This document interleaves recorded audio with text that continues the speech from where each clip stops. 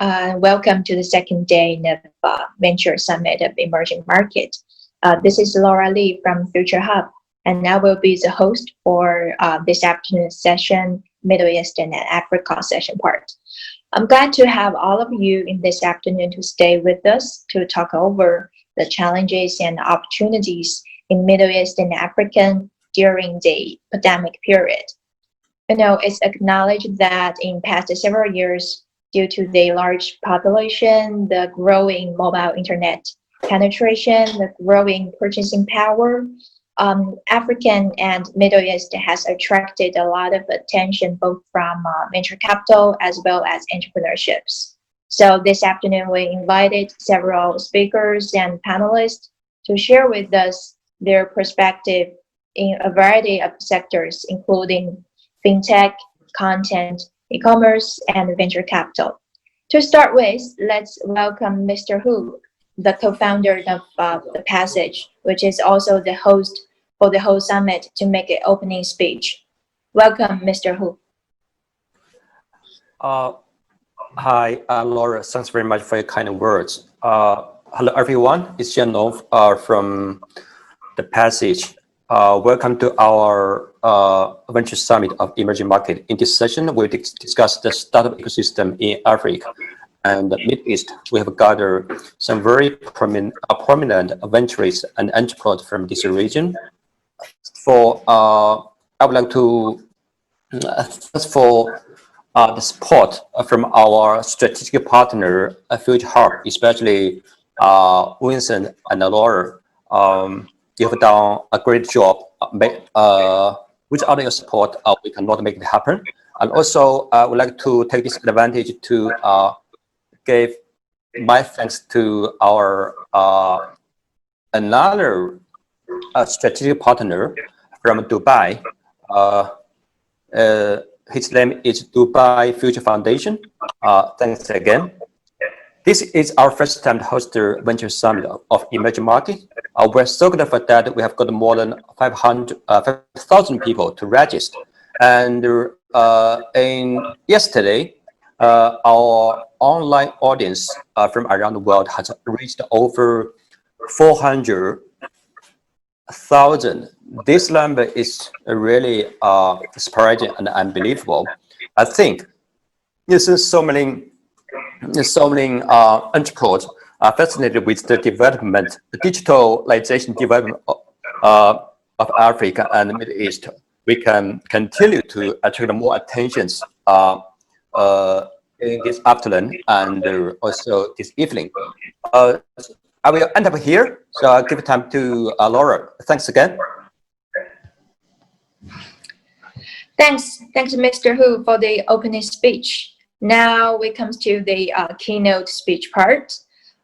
For today, we invited 3 keynote speakers for this session to talk about new opportunities in developing market. So let's welcome the first speaker, Vincent Lee. He's CEO and co-founder of Future Hub, which is an early-stage investor in Pan-African market. And his speech topic will focus on the bullish on tech-enabled infrastructure in Africa. Let's welcome him, Vincent. Okay, hello everyone. Let me know if you can't hear me. Okay, and this is Vincent, co-founder and CEO of Future Hub. Very glad to join this event, and much appreciation from Future Hub to The Passage and Jianlong to organize such a great online event. And also very happy to be the co-host of this fascinating event, talking about Africa, and also co-host the Middle East and African session. So from my keynote speech, I would go through several topics about African tech ecosystem, sectors, landscapes, and opportunities, and also, of course, COVID-19 impact, and finally, a little bit more about Future Hub. So the first part is Africa tech ecosystem. Just give a little bit of a glance. So the African continent is very big continent. It's 3 times big than China, and also with a huge population of 1.3 billion, and it is evaluated to grow to 2 billion in 2050, which is very huge, promising opportunities.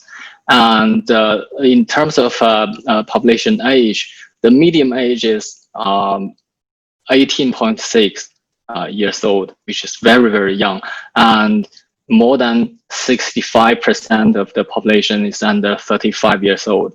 So it is huge potential for the new generation, which is more tech savvy than their parents. And also, in terms of internet access and smartphone penetration, so there's almost 62% of Hey, Vincent, 3G. sorry to interrupt.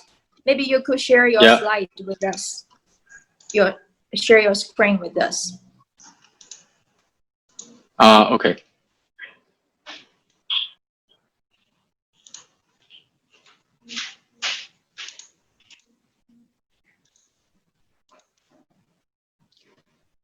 Okay, can I see the slides? Yes, we can see it. Okay, sorry about that. Okay, let me continue. So in terms of internet access, there are 62% of 4G and 3G internet penetration across the continent, and also it is predicted to be more than 84% in the year of 2025. So which is a very huge space to grow. And also in terms of VC markets, there are several key important markets on the continent, which are Nigeria, Kenya, and Egypt, and also South Africa, following by Tanzania, Uganda, Ghana, and the likes. So this is really fascinating major investment markets, and also Future Hub is mainly focusing on East Africa and West Africa. And in terms of total funding, we will see a sharp increase a couple of years. So last year, 2019, we have $2 billion total fundings, which is almost double last year. And most of the funding goes to FinTech, of course, the hottest sector, and also off-grid tech, which is clean tech, power, and also B2B service, health tech, eCommerce, and a couple of others. And in terms of status quo of the companies, startups, I would say for the time being, most of the startups are in their seed stage and pre-Series A, Series A stage. But we also see a kind of strong growth into later stage. There are almost 13 companies on the continent just raised over $40 million last year. And which is more fascinating, there are 5 company exits happening on the continent last year, which is Jumia IPO, Transsion IPO, Faori, and also a couple of others purchased by other company. So which is really, really fascinating. So to sum up, what is happening on the African continent is that the ecosystem is kind of young, but still it is constantly evolving and grow very fast. So that is the tech ecosystem. So the second part is let me walk you through about several important sectors in the continent. First of all, FinTech, of course.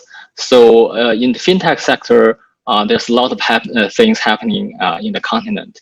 So I would say there's very huge space for the FinTech adoption on the continent.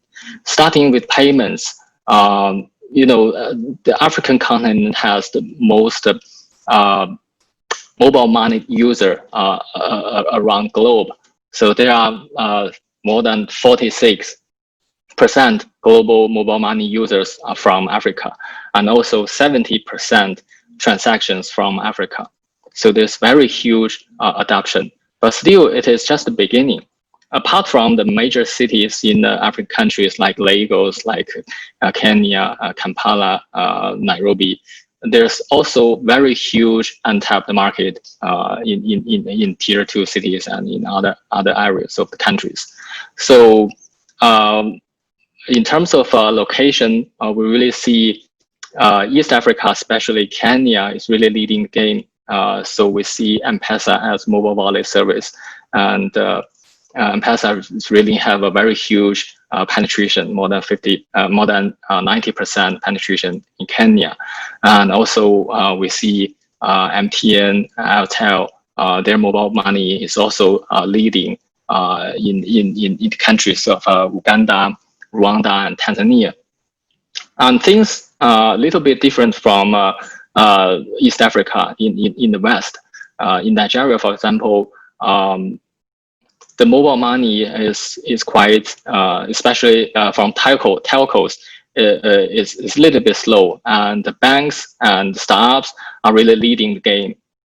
So we see PalmPay, OPay is really doing a great job in the in West Africa, and also several companies doing the infrastructure, payment technology is really growing strong, like InterSwitch, Flatwave, Paystack. I believe you all know the names. And apart from the technology part, which is also very important in payments, is the agent network, because there's fewer ATM branches, bank branches in African continent, and the agent network is really playing the role. So in this field, Paga, Kudi, a couple of others is really helping to build the agent network for the mobile money operators. So that is payment. And the second part is lending. And because of most major markets, people, users, the lack of credit history, so it's kind of difficult for them to get a proper loan from the banks and proper financing institutions. So there's huge space for mobile lending, online lending, and also consumption loan, working capital loan for small business. So in this field, we have a Carbon, which is a very great and very leading financial platform in Nigeria. And the co-founder, Chijioke, will also share his thoughts in the following panel about his experience in the FinTech field. And the third part is remittance. So the cross-border remittance, the P2P transfer is also with very huge space in the African continent. So we see companies is doing compliance transfer, building up the whole chain, really filling the gap, like WapiPay, which is a Kenyan company, and the CEO of WapiPay, Eddie, will also share his thought about this industry later in the panel. And we also see some disruptive way, like cryptocurrency in this business. And this are three major scenes, I would say. But apart from this, we also see a lot of new sectors sprouting, like wealth tech, investment tech, and also insure tech, which is relatively young and small, but given the crisis, given the COVID-19, the new things just happening, and it's really growing. So that is FinTech part. And next is a digital content. So this sector is really with huge potential. So because African content needs really hyperlocal content, and the player in this field is it can lose content platforms, local media, MCN, mobile gaming, etc.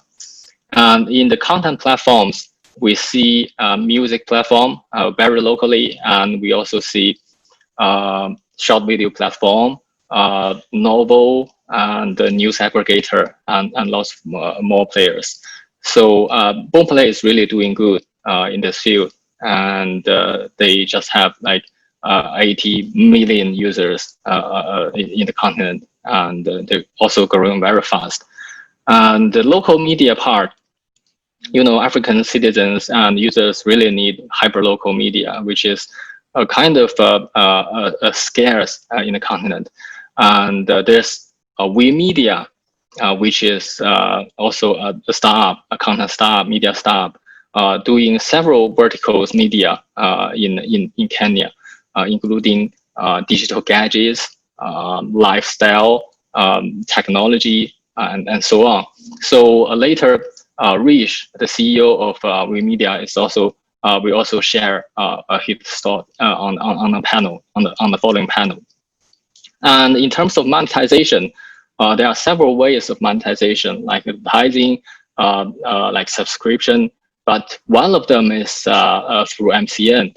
And we see from last year several new companies, new startups spring out doing the MCN business. Trend up from Nigeria and also Trendster from Egypt and also a couple of others. It's really testing and really validating the business. And last but not least, mobile gaming. I would say mobile gaming is not yet a fully developed industry in the continent, but there's also pioneers. There's also new entrepreneurs who is trying to build this kind of industry. So we see Queenie Games from Ethiopia, who is doing really localized content, localized culture game for their users.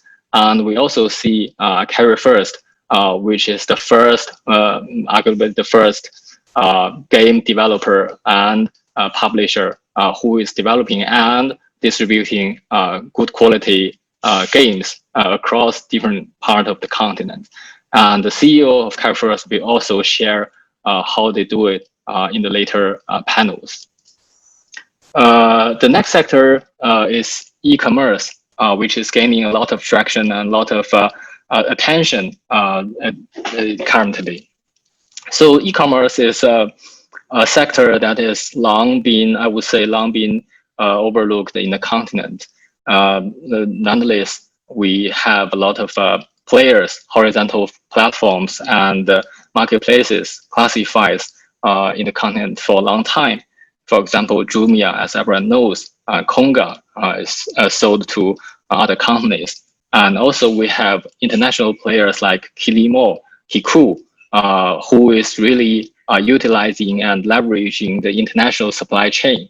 And the CEOs and co-founders of these two companies will also share in the later panel. And we also have Sky Garden, Kasha, is really depending on the local supply chain and the local offline stores and local agent to produce and sell goods from the local market, which is also very admirable. And apart from the proper horizontal platform and e-commerce platform, we need to also look at other opportunities in the supply chain, B2B commerce, and also delivery and logistics. There are also a couple of companies doing Series A in this field, which is also filling the gaps of the infrastructure of e-commerce. Yeah. So that is e-commerce. And we also have a couple of other sectors which are very important to the continent. For example, clean tech, off-grid solar panel, and also disrupt ways of delivering electricity. This is also one of the biggest industry and tech industry in the continent. And of course, agri-tech, improving the efficiency and also cut the cost for the farmers to deliver goods. And the health tech and ed tech, these two sectors are really growing rapidly during the pandemic, and they receive a lot of funding, especially testing and telemedicine, and also ed tech, the online remote ed tech education. So the news and allies are really go fully online. So these two sectors are also worth to attention. And that's all for the sectors. And the following one is about, of course, the COVID-19 impact on the continent.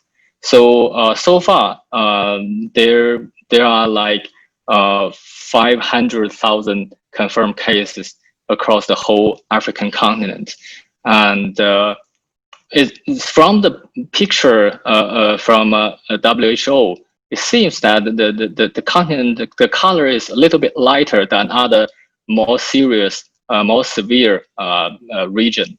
But still, because the young population, and maybe it's because the under testing issue. But nonetheless, we will see predictions about the macroeconomics. So from IMF, there will be like 1% to 5% contract GDP in 2020, and also we'll see several other issues like currency issue, like oil price issue related to the pandemic happening in Nigeria. And that macro economy for sure will impact the VC funding and investment in the tech ecosystem. So there's one prediction that the funding size of this year will drop by 40% than last year. Although the first half seems okay, the second half might be difficult. And some good news from COVID-19. During the pandemic, some sectors are really excited. It's really accelerated by the pandemic, like FinTech. So we see more demands of mobile money, online transfer, and also cash in, cash out from the offline agent banking. So that is gonna really take off.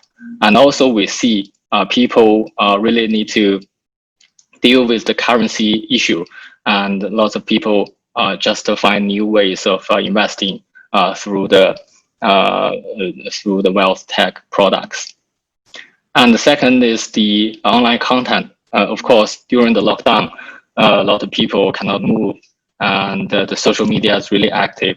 And one of our portfolio company who is doing social networks is really seeing a 30% growth of their active user time.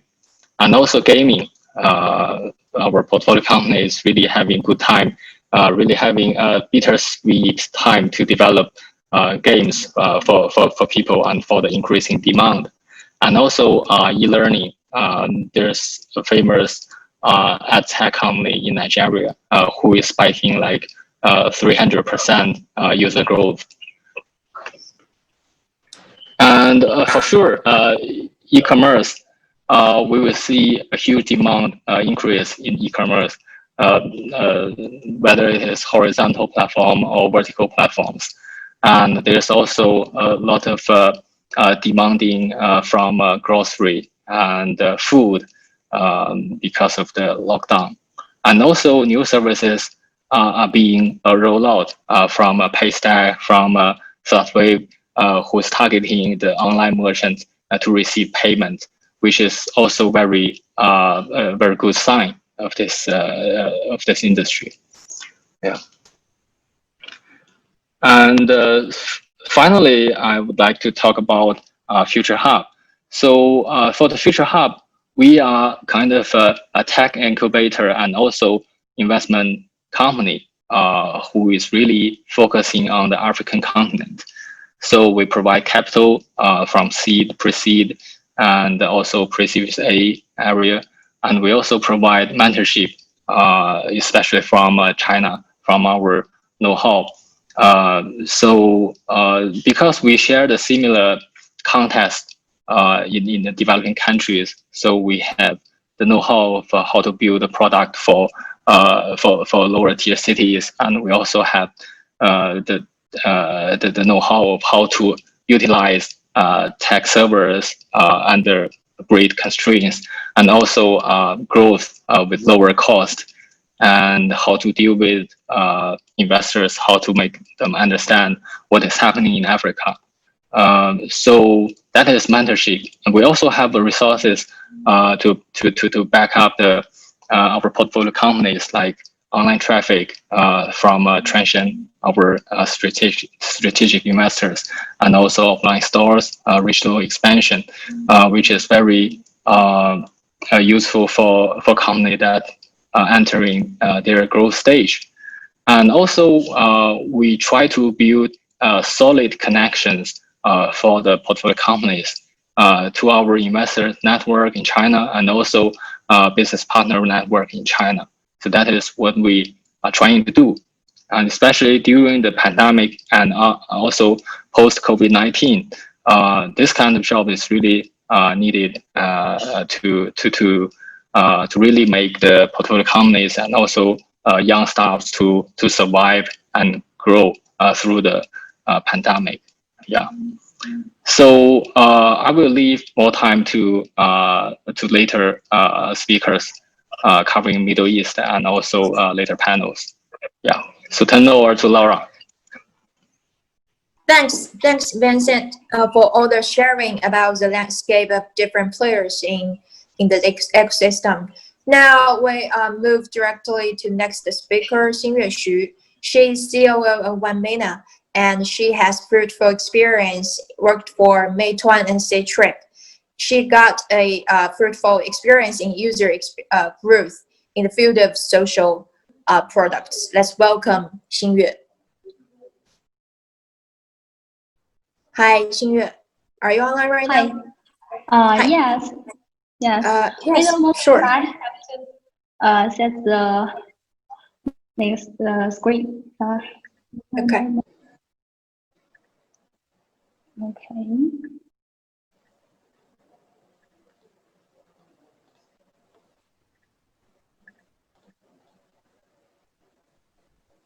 Yes, we can see it. Okay. Nice. Hello, everyone. I'm Rosalie Xu from OneMina, the CEO of OneMina. Thanks to Laura and thanks to organizer for giving us the opportunity to talk to you today about what is the new opportunities our Chinese companies can have in Middle East market after the epidemic. Okay. The arrival of new corona epidemic in 2020 has caused the world economy to fall to a trough, and at the same time, the original problems of the emerging market in the Middle East have become increasingly obvious. First, captures low market recognition. The frequent economic problems in Middle East have led the capital to low or overall market recognition. Second, the shortage of internet talents. We all know a lot of internet outstanding talent in Arab are outflowed to other countries. And the third, the economy is frustrated under the epidemic. After the outbreak, the economy of many countries have been hit hard all over the world. And the first, low internet advertising recognition. OneMina has already has been working in Middle East market for more than 3 years, and with an eye Arab internet market by creating games and social apps. Whether to enter the market or not, we firstly must have an accurate macro judgment. Based on this, we have done a lot of research on the basic situation of MENA market. Today, let's share with us. Let's take a look at the survey, just one survey we have done, which to help us to judge the potential of the MENA market. We all know that there are more than 400 million people and 22 countries in the entire Middle East and North Africa. But all of these countries are so rich? No, obvious no. From perspective of GDP per capita in the Middle East countries, GCC countries, GDP and non-GCC countries GDP are very so far. Such as Qatar's GDP per capita is 52 times more than the one of Yemen. At the same time, the 4G coverage of GCC countries is far higher than other countries. So if we really want to be in there to find the opportunities, it is clear that now we need to focus on GCC countries. But the obvious weird stratification in Arab market also allow us to see the North Africa and some non-GCC countries are our future markets. In the next 5 to 10 years, being ahead in advance can give us the opportunity to occupy market of these countries. And we can see this picture, and GCC represents the largest market for mobile application within MENA region, while North Africa is showing the fastest growth in the last 5 years. The global mobile apps market is forecasted to grow at CAGR of 3.15% between 2017 to 2021. And the MENA region is aligned. The mobile app market growth is driven by increasing use of mobile devices and high smartphone proportion, which currently stands at over 58% in MENA region. Continuous shift from offline to digital services and the influence of social media are likely to further boost the mobile app market growth. The MENA region represents over 10% of global mobile app traffic. Games are the top category for app downloads, followed by social media and music apps. And from this picture, we can see nearly 50% of people pay to download apps or make in-app purchase, and a higher proportion of users in MENA pay for download apps than in one of the most developed markets. For example, in US, only 33% of users pay for app downloads. Saudi, on the contrary, is the one of the highest percentage of paying customers for app downloads. And we have seen the huge potential in the Middle East market. Middle East market has about more than 500 million users, and the mobile phones are very popular with an average of 1.2 devices per person. However, there's a shortage of apps. We can see this in this picture. We can see there are 4 technology companies in top 20 company worldwide list, and even 5 in China list. But there is no internet company in them in Middle East among the list of Middle East. So this market is very, very similar to the early stages of China's market in 2012. In our opinion, according to the theory of time machine, it is an inevitable trend for internet companies to occupy top 10 in the MENA market within 5 to 10 years. And now, after all this, we can see the picture is more and more clear. First, we know the entire market is still deep blue ocean, and facing the shortage of talent in the Middle East, we have been doing the export of talent and the training of local Arabic talent. And the strong combination of experience and language will help us never fail of the shortcoming of talent that we said before. And now it is really early stage of internet advertising. We have a very good chance to buy our user. in this stage. And also, the epidemic has affected the economy. It is also a good opportunity for online socialization and entertainment, such as the curfew policy in the Middle East and the closure of mosques and markets on Friday and Sunday. So the people have to go to online to solve their needs, such as social, such as buying something. And also, many governments have encouraged the development of new formats of e-commerce to help economy to recover. And okay, we say these opportunities, and to catch these opportunities, we can only find the correct track based on global mapping and combining our own advantages. From Women's own genes, we have chosen our advantageous areas, games and social, to meet the entertainment and social needs of people in Middle East. And at the same time, in these two areas, our competitors are also in the early stages. So we also have more advantages from the development stage and market occupation. And now let's briefly introduce our products for you guys.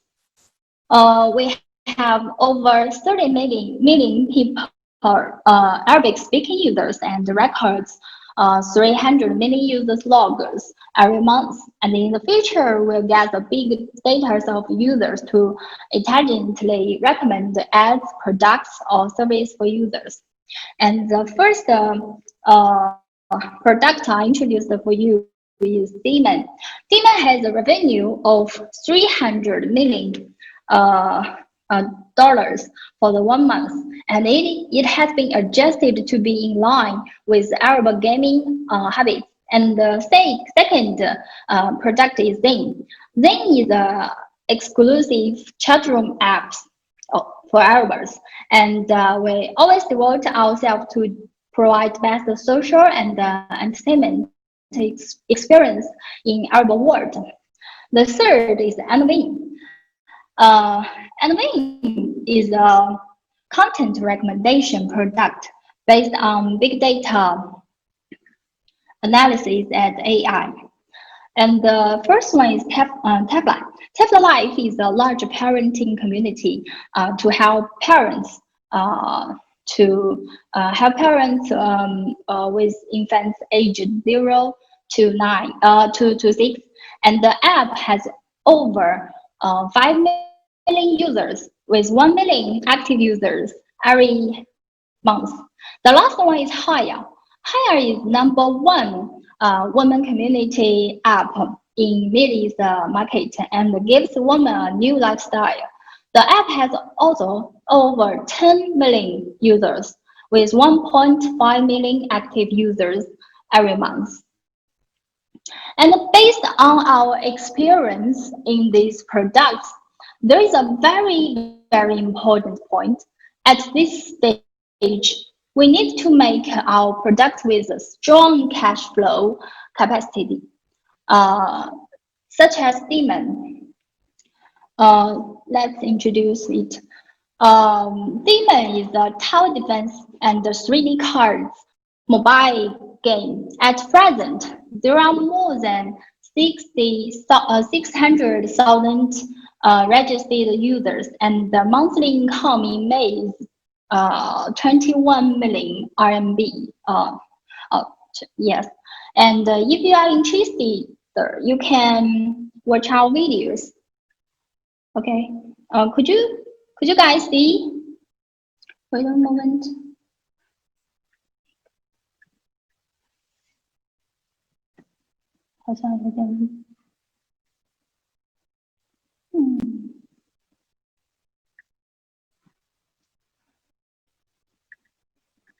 Let me see. Come on. Oh, we have some.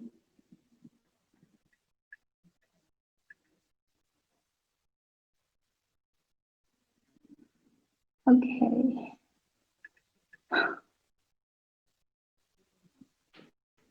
Okay.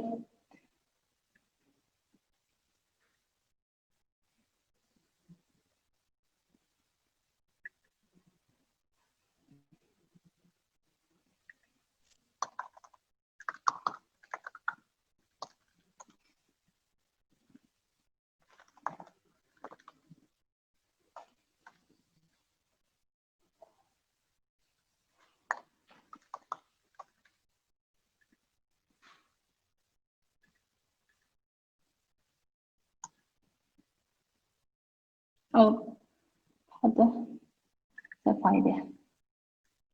OK，OK。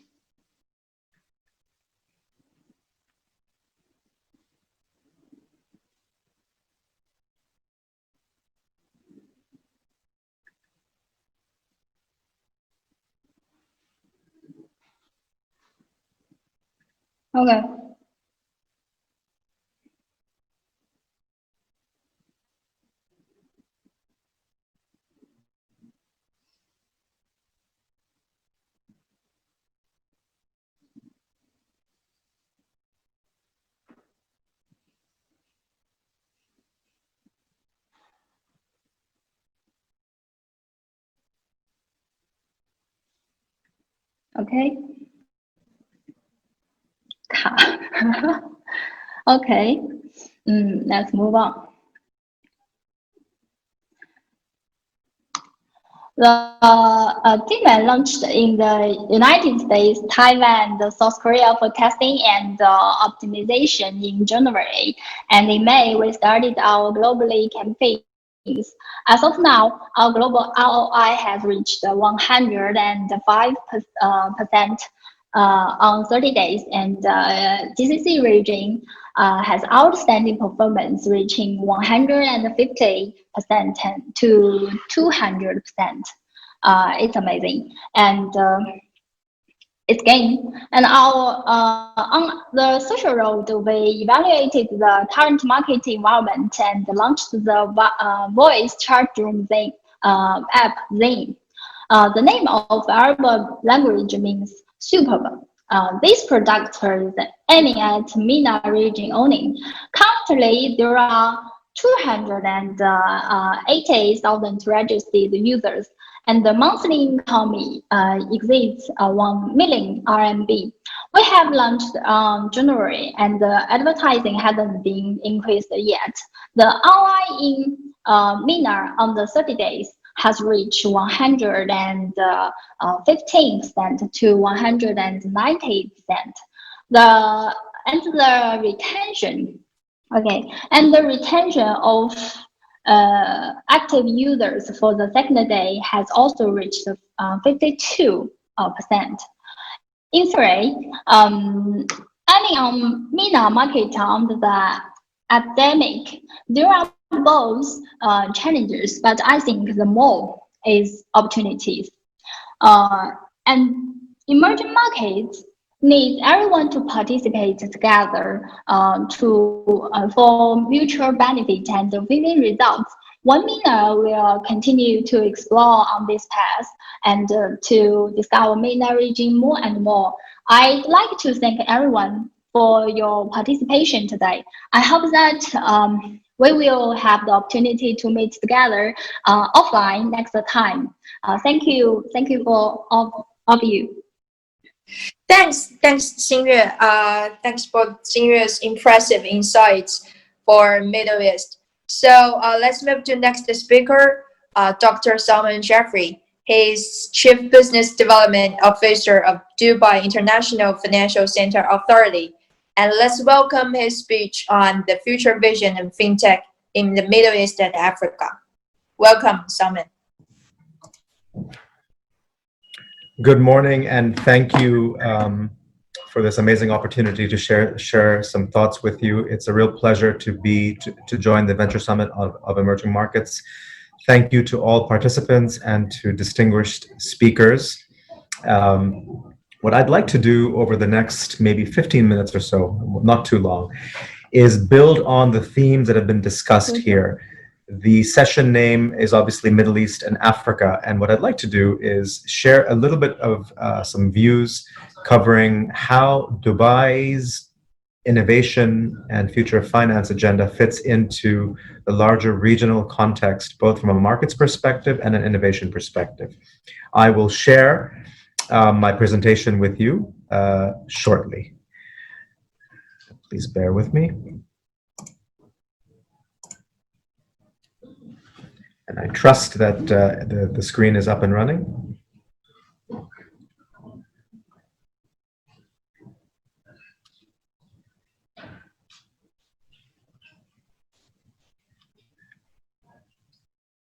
I assume the screen is up and running? Yes, it is. Super. Okay, so maybe a few seconds on the Dubai International Financial Center. We are a financial free zone here in Dubai, in the UAE. We are over 15 years old, and we are a physical, legal, and regulatory carve-out in Dubai, designed 16 years ago to drive economic growth from by diversifying Dubai's economy away from hydrocarbons. So a very, very innovative view on economic growth that the leadership here did, 15, 16 years ago. It's been a tremendous success, and I'll tell you a little bit more about what we do slightly later. So what I'd like to do now is maybe talk about essentially three areas. The first section is just to put into context the Middle East, Africa, and South Asia region, MEASA, which of course includes prominently Africa and the Middle East. And I'd like to provide context of how Dubai fits into this market. And this is the dynamics of this market drive essentially our conversation today about innovation. There are probably four things I'll cover in this section very, very briefly. The first is that this region is defined by its scale and its size. Dubai itself may not be a large market in terms of population or demographics, but we are a hub economy in the middle of some of the largest and fastest growing economies in the world. We're also strategically located, and we have the infrastructure to be able to connect, as I'll show to you. I would not be able to have today's conversation without a specific and special mention to our incredibly special relationship with China that we're very proud about. And I'll tell you how that factors into our growth. And last but not least, we'll talk about why is it that we're able to attract people here to take advantage of these markets. That's the outline for this first section. So very quickly, I think all of us know intuitively that the Middle East, Africa, South Asia region is large, it's young, and it's urban. Whether it's the GCC or MENA or MEASA, this is a large population of young people. The demographics are very different relative to the demographics of North America or Europe or even East Asia, where you have a heavier concentration of people at the elder spectrum. Here, it's the opposite. And what that means is that you'll have citizens and consumers who will be consuming financial services and other services, healthcare, education, for 20, 30, and 40 years, which is a very compelling business case. Naturally, because of the nature of these markets, developed markets, as everyone knows, have been growing at a faster pace relative to, obviously, global markets, and certainly the OECD countries. I think we all know this, despite COVID, and if you take out COVID and take out market adjustments, this observation holds true. That the youthful demographics coupled with the rapidly growing markets, that phenomenon naturally applies very well, and in particular to financial services at the GCC, at the MENA and MEASA level. And essentially what you have here is evidence of the fact that our rate of growth for financial services is strong the last 20 years, and it is significantly higher in terms of global averages. So what that means is that, North America, Europe, or even China are massive markets, but we have the growth, particularly in financial services.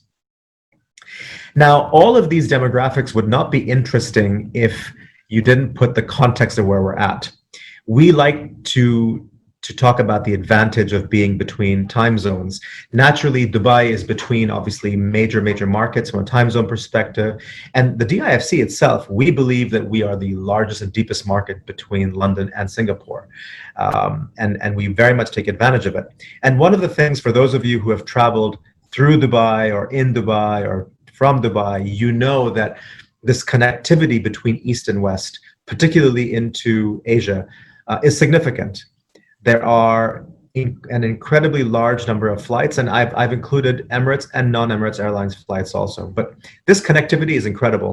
I didn't have the space to show you the rest of the globe and the connectivity, but I can tell you that the Emirates connectivity from Dubai into Africa is the largest in the world. So what that means effectively is that there's no single African country that has as many destinations within Africa, the continent, as we do from Dubai.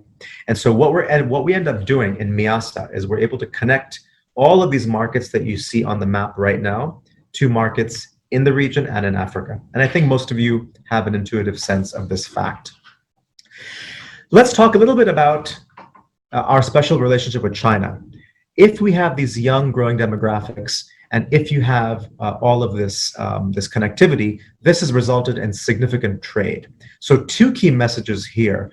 One is we enjoy, by virtue of our infrastructure in shipping and aviation, an incredibly large amount of global annual trade. These numbers probably need to be updated, but north of $350 billion. And as I told you, we are a hub economy, and a significant piece of China-Africa trade goes through Dubai. And this is very, very important. 60% of China's overseas trade, in fact, goes through Jebel Ali. And what this does is this sets up a relationship that's founded on very, very solid economic and trade ties. And I'll talk a little bit about how we're transitioning from conventional economic activity into technology and innovation. But you can't get the innovation unless you have the core economic flows, which we are very proud of having.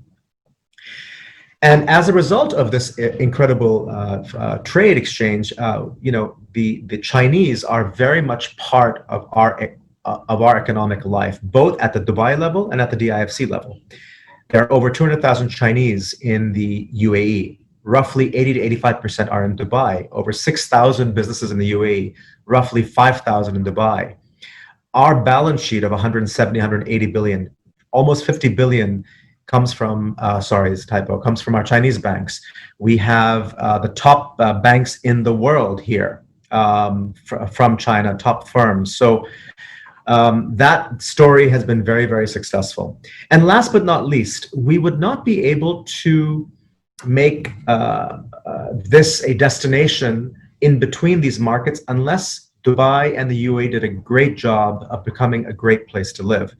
Talent drives innovation. It drives conventional businesses. It drives the fintech space. And so I won't read every single piece here, but I'll simply say that when it comes to education, when it comes to schooling, when it comes to being able to live, being a destination, I think we have done a really good job. In the Middle East, we are clearly a top place, and certainly on the globe as well. And this is all really important.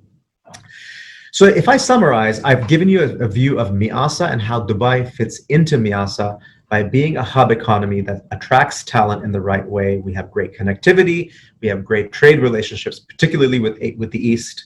And China is a very, very good example of that. Now, how are we pivoting from that traditional relationship into new opportunities?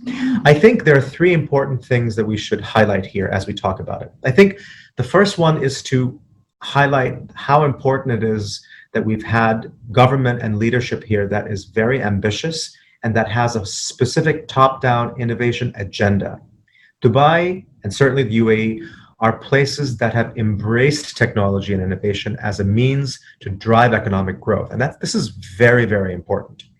I'll touch briefly upon some of the themes that my previous colleagues from One MENA and Future have talked about, which are there are also some interesting characteristics of this region that lend itself to particular opportunities within the digital space. I'll talk a little bit about that. And then finally, I'll talk a little bit about some of our strategy and how we're making that come together.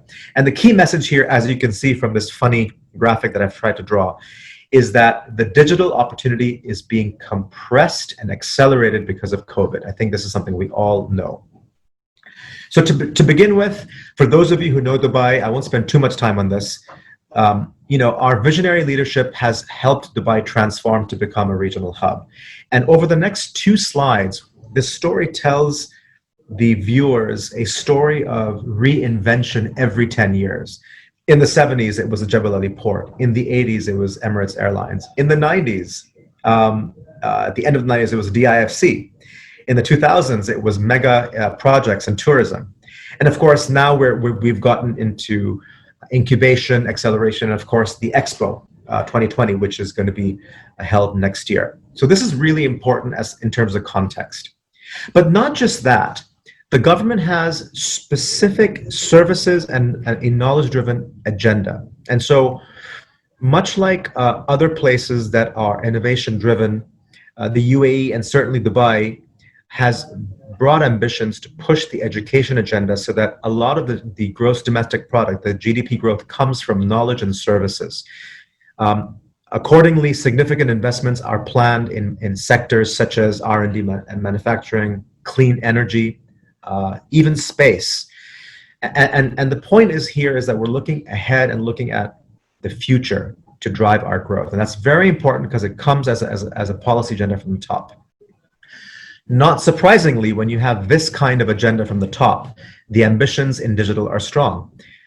Anyone who's visited Dubai or lives here knows that the provision of services ranging from licenses to permissions to fees to registrations for automobiles, a whole array of services that you would need living in a city are done digitally. And we have a formal commitment, and we are recognized as a place that takes blockchain technology very seriously.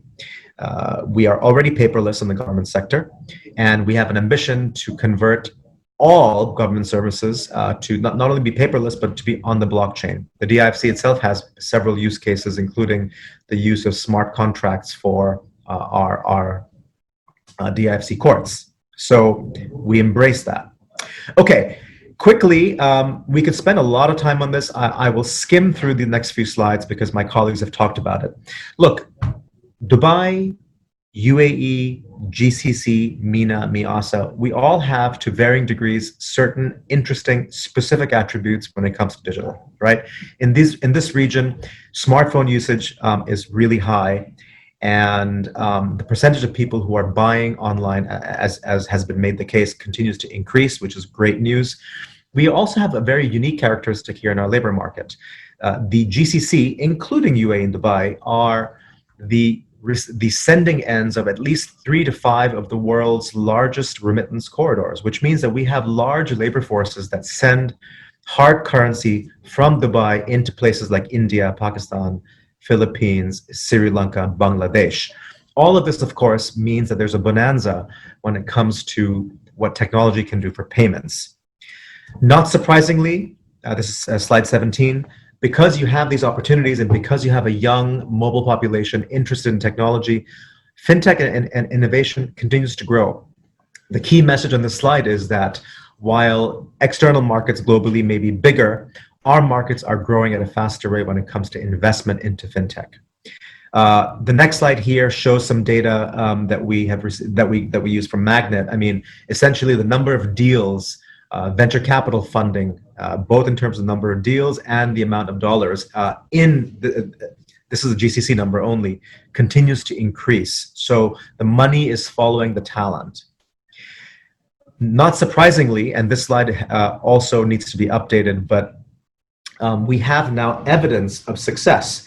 So you have innovation, but you also have liquidity events and exits, right? The most notable one that everyone knows about is Careem's acquisition by Uber, which puts Careem as obviously a bona fide global unicorn. And our aspiration in the DIFC and in Dubai is to generate more of these. Let me close this section quickly by saying the way in which the DIFC is working closely with Dubai is essentially to combine the right strategy with the right regulatory frameworks. On the left is a ranking. Dubai gets mentioned a lot in global rankings, and obviously Dubai DIFC continue to be ranked highly globally in terms of our future potential for FinTech. This happens because we're able to do things on top here that I've mentioned. So we had the region's first FinTech accelerator called FinTech High, which is globally ranked and has done a phenomenal job of attracting talent and getting companies up and growing access to revenue. And these companies do really well and get funded. We have a partnership with a global company called Startup Bootcamp, many of you know about. Again, a really innovative company. We have innovation licenses. We are working with the Dubai government on a future finance ecosystem that will be in the Dubai Future District, which is the area from here, the DIFC to Emirates Tower. So there's a lot of stuff happening, including a $100 million FinTech fund, which we launched 2 years ago.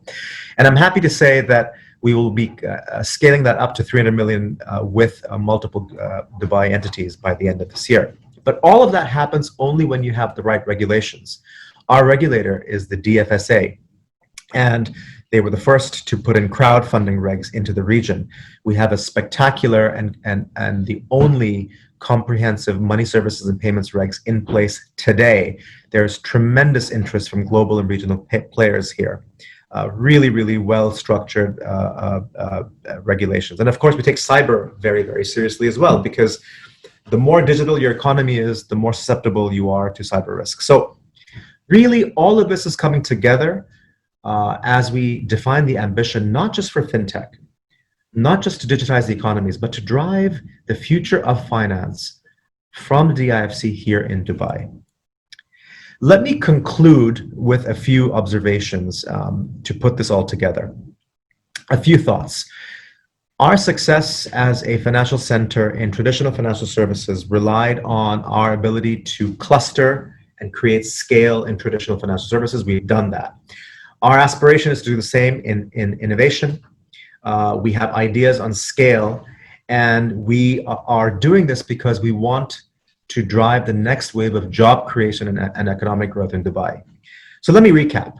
I've talked about innovation here, but you may lose the fact that at its core, when it comes to big global banks, asset managers, insurance companies, legal firms, we have the world's biggest, best, and top companies here. And very proud, of course, to have the big four Chinese state banks here as well, right? So that's the scale in traditional finance. But we're also starting to get that same success in the FinTech space. So again, these numbers need to be updated every day. But there's something like 400 plus FinTechs in the GCC. We're pretty confident that over half are in Dubai. And I can tell you as of today, we're north of 180 or 185 of them. So it's a growing base. We continue to capture share, and we're replicating the same scale that we did in traditional financial services. Just a reminder, these numbers are also need to be updated. We are today already a financial center of 25,000 people, over 600 regulated entities, and over 2,500 registered firms, just to put it into context. Globally ranked, of course. And so let me conclude my discussion with just one reflection, which is we've talked about the region, we've talked about Dubai, we've talked about DIFC, we've talked about the aggregation of capital and talent as a main driver here. We've talked about the importance of linking in with our colleagues in China to get talent and scale. We're going to continue to put this all together, and we are very, very keen on driving the future of finance from Dubai, which means digitizing financial services from end to end, which means supporting all technologies and innovations that will drive the digitization of the Dubai economy, the UAE economy, and the MENA economy. And as long as we continue to cooperate with partners like yourselves and to share and to offer the advantages of the free zone and to make sure that our regs continue to be top-notch, which they are, we continue to provide the soft and hard infrastructure, I have no doubt that we will continue to enjoy this growth and create significant economic value. I would like to thank you for your time, and happy to share this presentation with anyone who needs to view it. Thank you. Thanks, Dr. Salman. Thanks for your sharing about the case study of Dubai. Now we have completed our keynote speech for this part. And right now we have over 6,000 audiences online. Now we move to the next part. It's about our panel discussion. The first panel discussion will focus on FinTech.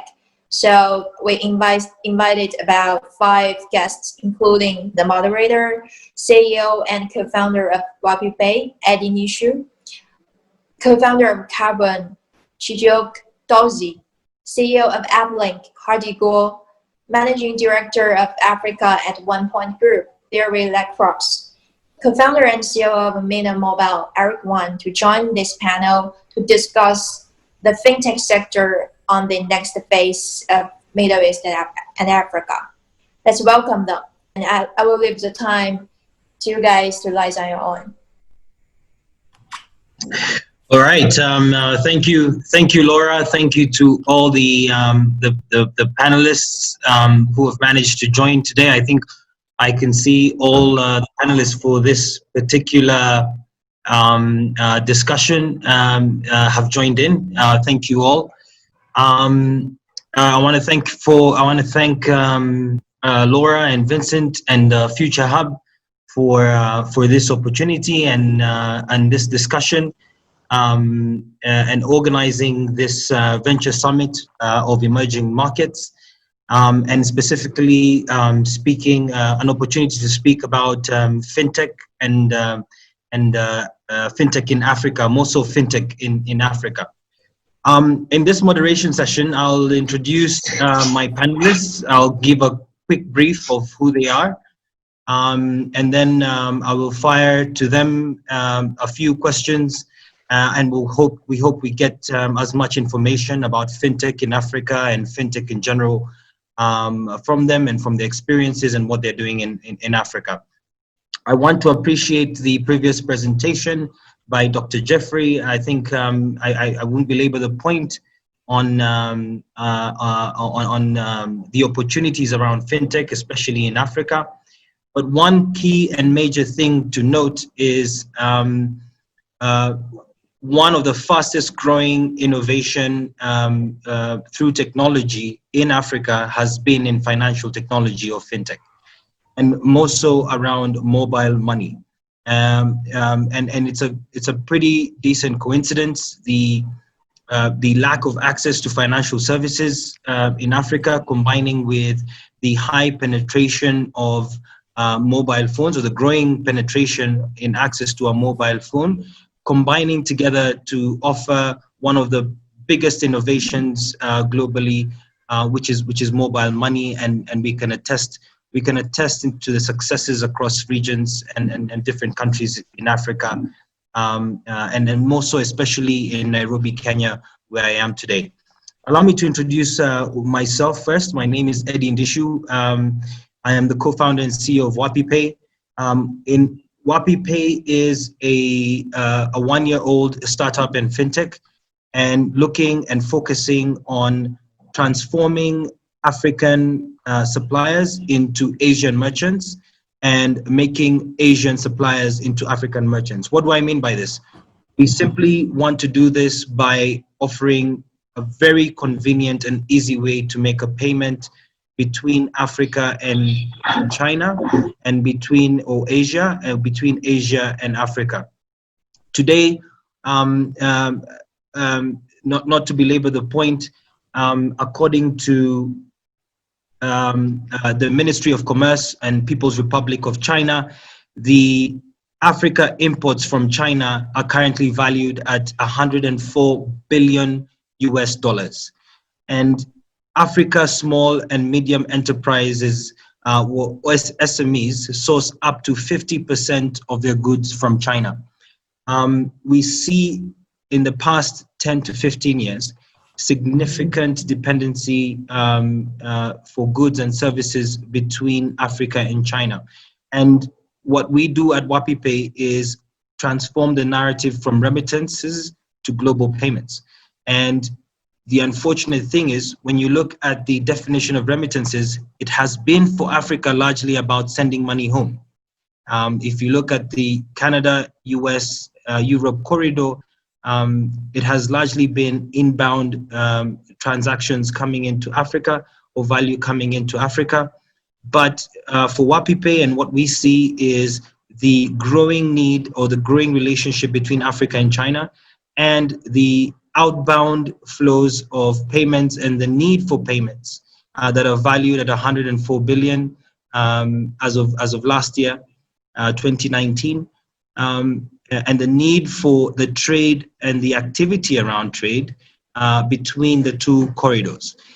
What's interesting is that largely a lot of this has been happening through banking institutions, and they do not hold as much data as we're seeking in terms of understanding or better understanding the need for trade and the need for the relationship between Africa and China, and what exactly are Africans importing, and can we open African merchants and African suppliers to the Asia corridor, to the Chinese consumer market, to be able to grow.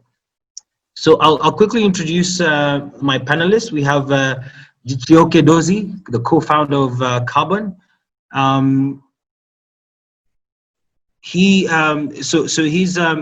been very busy. He's the CEO of OneFi, or One Finance and Investment Limited, a pioneer and a fintech provider in West Africa, more so in microloans in Nigeria.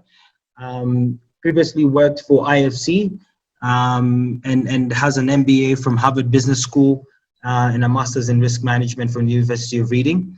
We have Hadi Guo, Guo, a good friend of mine. I think we bump into each other here in Nairobi every now and then. He's a CEO of Uplink and previously worked for Huawei and has significant experience in telcos, and set up Uplink, I think, from here in Nairobi, Kenya. I believe we have Eric Wang. I'm not sure if he's joined us, but he's the co-founder and COO of Mena Mobile.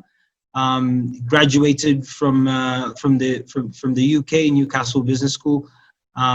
Previously worked for Lenovo, NQ Mobile, Soho Chagyo, Our Game. A pretty round up professional in technology. And then finally we have Thierry Lacroix, the managing director of Africa One Point. He's been in Africa way too long. We need to kick him out. Has been in advisory quite significantly across Africa, spent a lot of time in West and Central Africa, working with the ministries and governments, trying to lead transformation, and he knows about how to do business in Africa. So welcome, gentlemen. I'll start off or kick off with a quick request on a quick question during our panel. So in a sentence, maybe we can start with Thierry. What problems are you and your business focusing on to solve in Africa?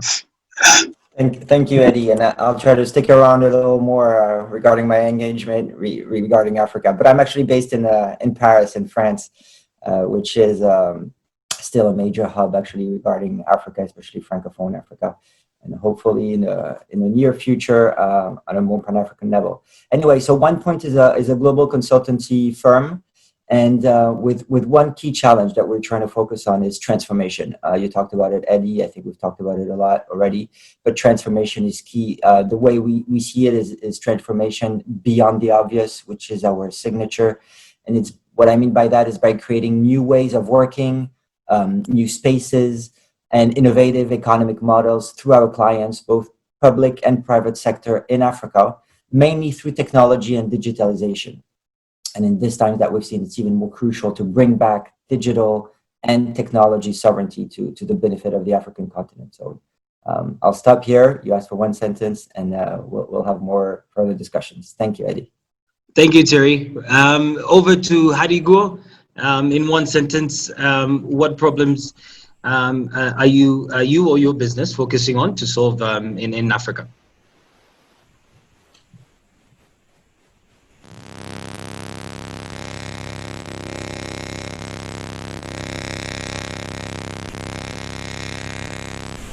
Guo, I think we have a challenge with your microphone.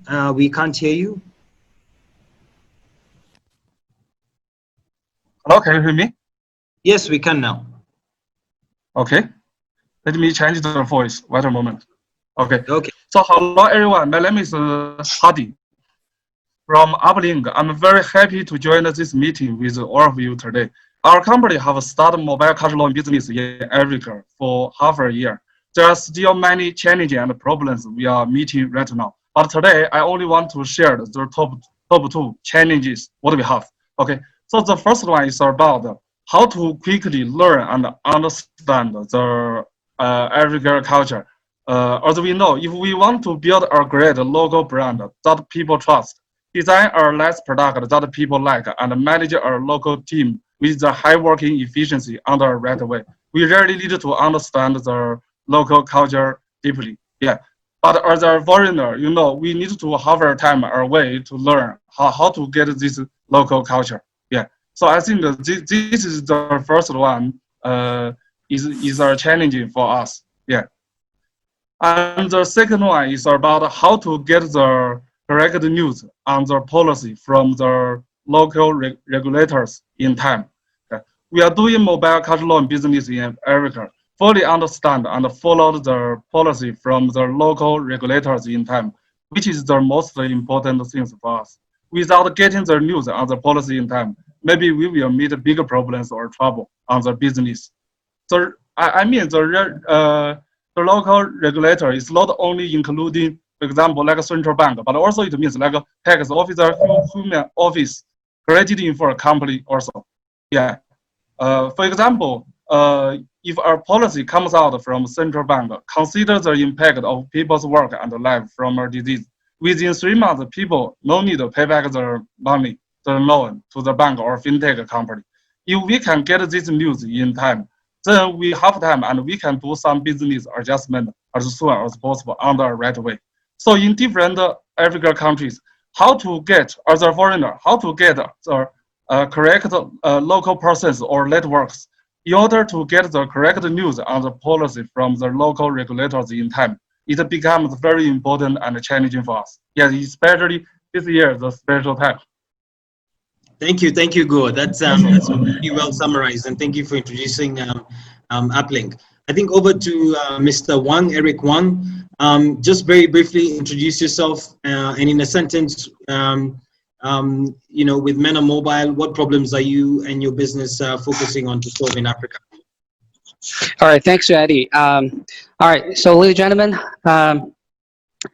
so it's really a great honor to be here. So I just give a quick introduction about myself. So my name is Eric Wang. It's from Mena Mobile, which is one of a mobile internet company based in Mena region. So we're engaged in digital marketing and mobile gaming, and also the mobile payments. So we have started our business since 5 years ago. When we have published more than 5 or 6 strategy games or MMORPG games already in the MENA region. So basically, we have our game is really popular in the local, especially for GCC country and also for Egypt. But the main point for me, also for this industry, is the mobile payments. So all of our developers, we need the speed, convenience, and safety online payments as the MENA consumers wish. And this is the big challenges for the payments. And number 2, I just want to highlight more about the localizations. Yes, because this is Arabic languages, is really, a difference, especially from the English words or like the Chinese words, it's totally different. So how to do leverage the culture between the Chinese team and also the Arabic teams, that is really challenges as well. But I think today I just want to highlight more about the business, because our business is more based on the Arabic world. So I can just give some more, otherwise for ideas, I'll be more focused on the GCC countries. All right. So thanks all. Thank you, Eric. And of course, the conversation today at Venture Summit for Emerging Markets is not just Africa, but also Middle East. And we appreciate the work Mena Mobile is doing and trying to do to apply technology in these economies. Finally, get to Bwana Chijioke, if you can introduce yourself. and let us know in a sentence what problems you and your business are focusing to solve in Africa. Thanks, Eddie. Carbon is a Pan-African digital bank. We're focused on, so we're operating in Nigeria and we're also operating in Kenya. The goal is to provide cheap, affordable banking services to Africans in diaspora. So our goal is, if you are a customer in carbon in one country, you're a customer in carbon across all the markets. We started in Nigeria in 2012. We launched in Ghana in 2019. In Kenya in 2019. We're launching in Ghana. If not for COVID, we're actually looking to expand to Egypt and Cote d'Ivoire this year. So so the goal is, we think that legacy banking is broken in Africa. Banks do not make banks, particularly in West Africa, and do not make banking services available to customers in an affordable way. And what Carbon does is goes in with low-cost banking, using algorithms to actually provide loans, to provide investments, transactions, payments, card services to the mass consumer. Thank you, Chijioke, and thank you all of you. I think it's very clear what your role across Middle East and Africa is. Our conversation today is around fintech, and I want to ask the panelists, what especially of course in Middle East and Africa, what areas do you see, or what challenges do you see in adoption of technology, or in your application of technology and the things that you do across those two regions? And do you find that is the consumer, or is it the business that will adopt technology, or what challenges are there in the region adopting technology, and more so for the purposes of you delivering whatever your business or the challenges you're trying to solve? So I'll begin with you, Chijioke, where we left off. Maybe you can tackle that first question. Thanks. So look, in terms of challenges of adopting technology, I think it's literacy and affordability.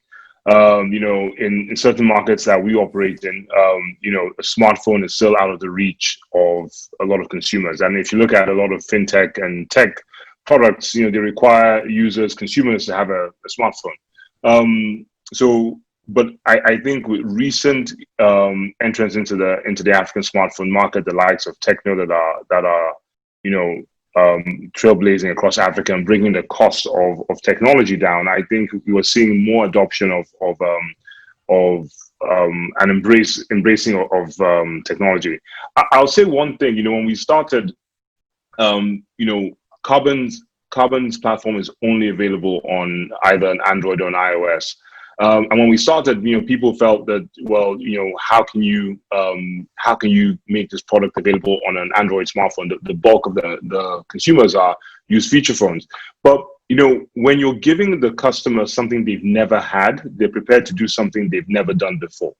So what we actually had were people who didn't have smartphones, but were buying one because if they wanted a loan, the banks weren't going to give them a loan, but Carbon and other companies would give them a loan. So I'm sure, like in Kenya, you're seeing more people using smartphones so they can actually access a lot of these services that they could not access before. And I think post-COVID, you're going to see an increase in digital adoption. I mean, don't know about what's going on in some of your markets, but in Nigeria, after the lockdown, you saw massive lines from banks where people were queuing up to renew their debit card, things you can do online, and they clearly want a digital option. So we think that consumers will adopt new technologies, especially if it's doing something that's never been done before for them. Do you just in summary, do you feel that it's who's going to adopt technology faster? Is it businesses or consumers? I think consumers. Consumers. Yeah. So the market is ready for consumer solutions. Fantastic. Thank you, and for the great work you're doing for Carbon. I think there's always been an argument about adoption in technology. I think what you said on never had, never done, that's very powerful. Can the services you offer convince consumers to move from to upgrade or adopt new technology such as smartphone away from and there's an ongoing debate about USSD and SMS. But I'd like to pick up Thierry here and basically, just from the same question, from your experience with Africa, where do you see the challenges in adoption of technology? And do you feel that it is consumers or businesses that are going to adopt technology? Or where do you think the opportunity is? Thank you. I think the first thing that I would say is highlight the diversity of the market. Again, we've been talking about two major markets, mainly Nigeria, Kenya. We've talked about Egypt a tiny bit. Of course, the big elephant in the room, South Africa. Although Nigeria is probably the biggest one right now. But you have big other markets such as the DRC with 80 million inhabitants, and then you have another 45 other countries. So diversity is key when it comes to Africa. So talking about Africa as a whole in general, and including in terms of technology, literacy, of affordability, is very diverse. So let's keep this in mind because it's very different. Again, if you talk whether you're talking about South Africa, Nigeria, or the Maghreb region, or West or Central Africa, Central Francophone Africa, which is sometimes lacking behind in terms of at least economic diversification. So that's the first thing, is diversity. Let's keep this in mind. Second of all, I think what that technology brings is this. Of course, we keep talking about leapfrog in Africa, but it is true when you see it on the ground. Is this incredible opportunity that technology brings to various services.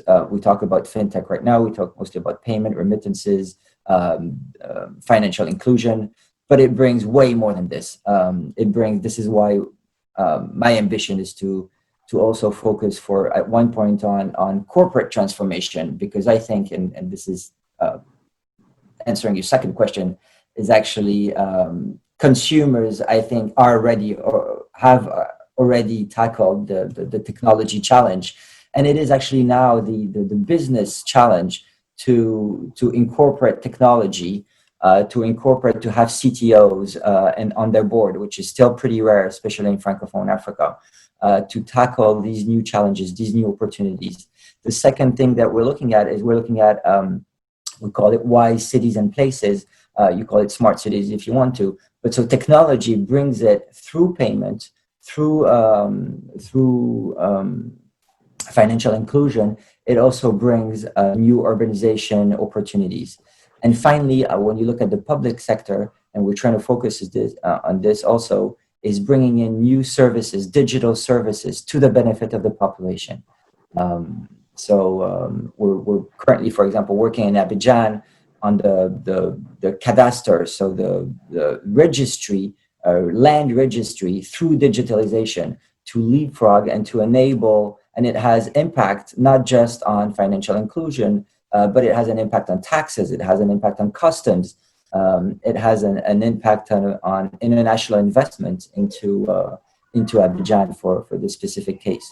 So what I believe in is that technology currently, and this is something that we're talking about with donors, international donors, since COVID, they finally included and understood, I should say, that technology, digitalization is an essential services. And this is an amazing opportunity for all of us, investors and operators or industrial operators in Africa.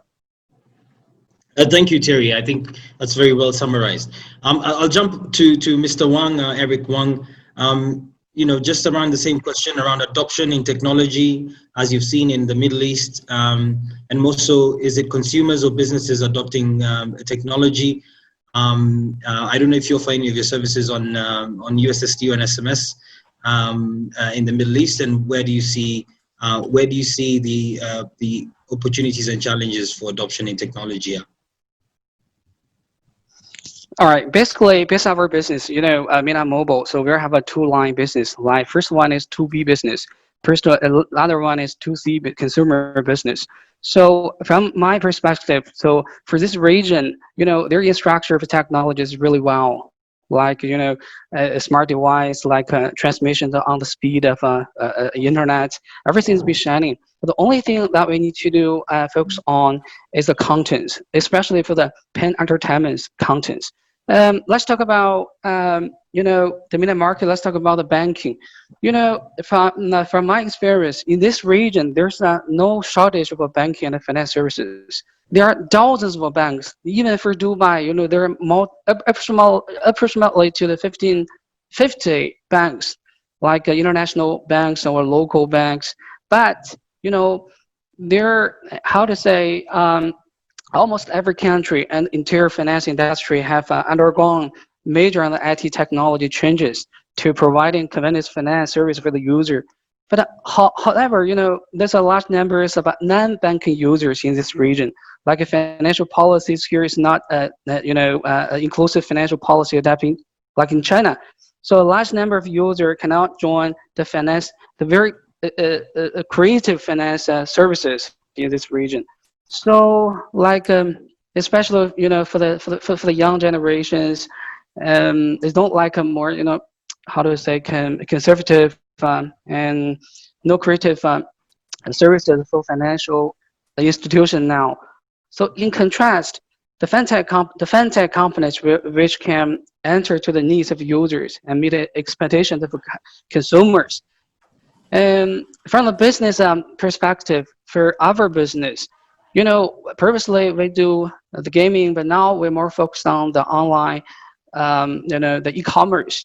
But only the last point is the user can purchase online. They can give a lot of orders per day. Even for the GMV, we have very high GMVs. But for the last point, the user cannot make a payment. So for the business, that is really disastrous. So from my perspective, will be say the technology is really shining in the local, the GCC country, especially in Saudi Arabia and the UAE country. But for the businessmen, we really need to develop our application, focus on the technologies, and also I think the technology is a core value for, especially for the mobile applications. So I think for me, I'll be thinking it's still the challenges, right? I'll be stopping here. So listen to the other panelists. So if there are any any ideas to share, because it's really pinpoint for me. Thank you, Mr. Wang. I think the best way you summarize it is you want to offer a service digitally, and then the consumer cannot pay. That's a real challenge. And I think what we've seen across Africa, and I think will continue to grow, is when mobile payments infrastructure is developed, that people can conveniently pay from their mobile phones, whether it's value sitting in the phone or value sitting in the bank account. And we've seen a lot of innovations across Africa, and especially in Kenya, have been able to exist because of mobile money. The ability and that question of, I want to offer a service to a consumer. The consumer has a technology. How do I get the consumer to pay? And I think mobile money has gone a long way and will continue to go a long way across the region to allow Africans and consumers to access digital services, whether it's a financial service, whether it's gaming service, whatever it is. So over to you, Mr. Guo. So the question is adoption in technology across Africa or the Middle East. Is it a challenge for you? Is it an opportunity for you? And do you see businesses or consumers across the region adopting technology? Which one do you see adopting technology faster?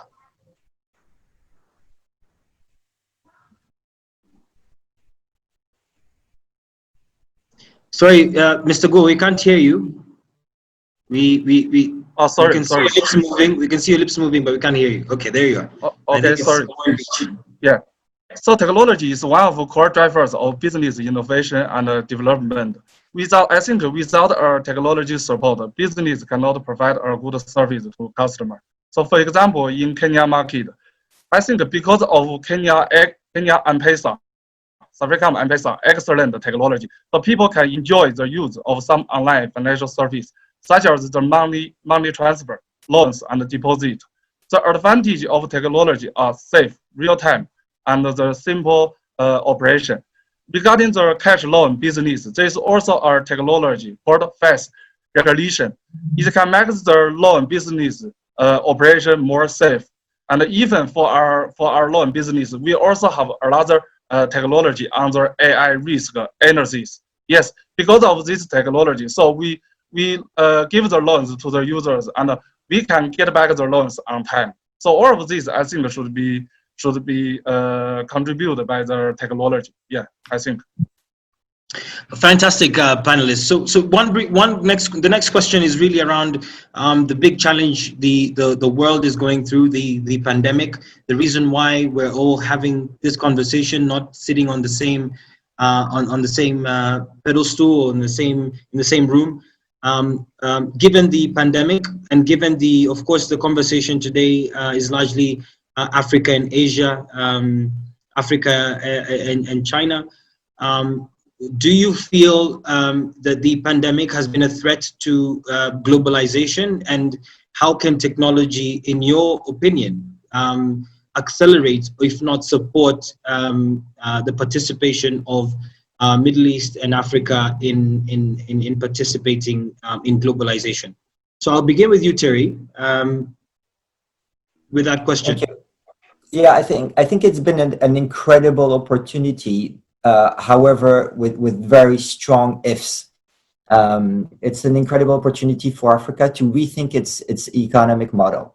I'm convinced of this. We had an interesting conversation with the newly elected Secretariat for the Africa Free Trade Agreement, Mr. Wemkele. And this is exactly what he's saying, and I'm convinced of this, is that it's an amazing opportunity to rethink this business model, to rethink the supply chain of Africa, to rethink its diversification, to rethink its economic model, to rethink the actors, the players that should drive and thrive in Africa. However, this needs, there are many challenges that remain. And when we talk about FinTech, when we talk about these new opportunities thanks to technology, thanks to digital, there's one key challenge is scale. And again, we have 54 countries in Africa. Scale is both in terms of consumers that you can address, but in terms of geographic diversification also.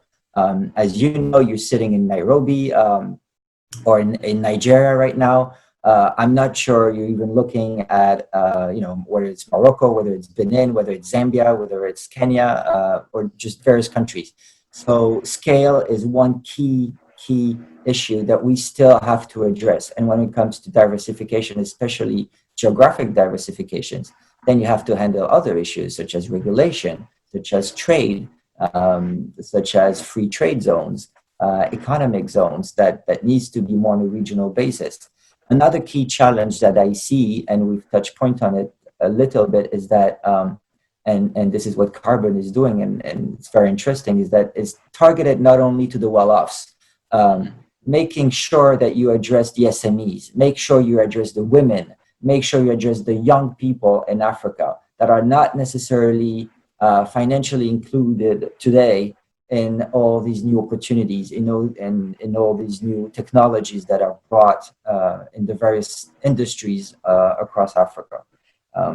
So these, for me, are two key challenges that needs to be addressed today. Thank you, Terry. And I think for purposes of time and the discussion is fantastic.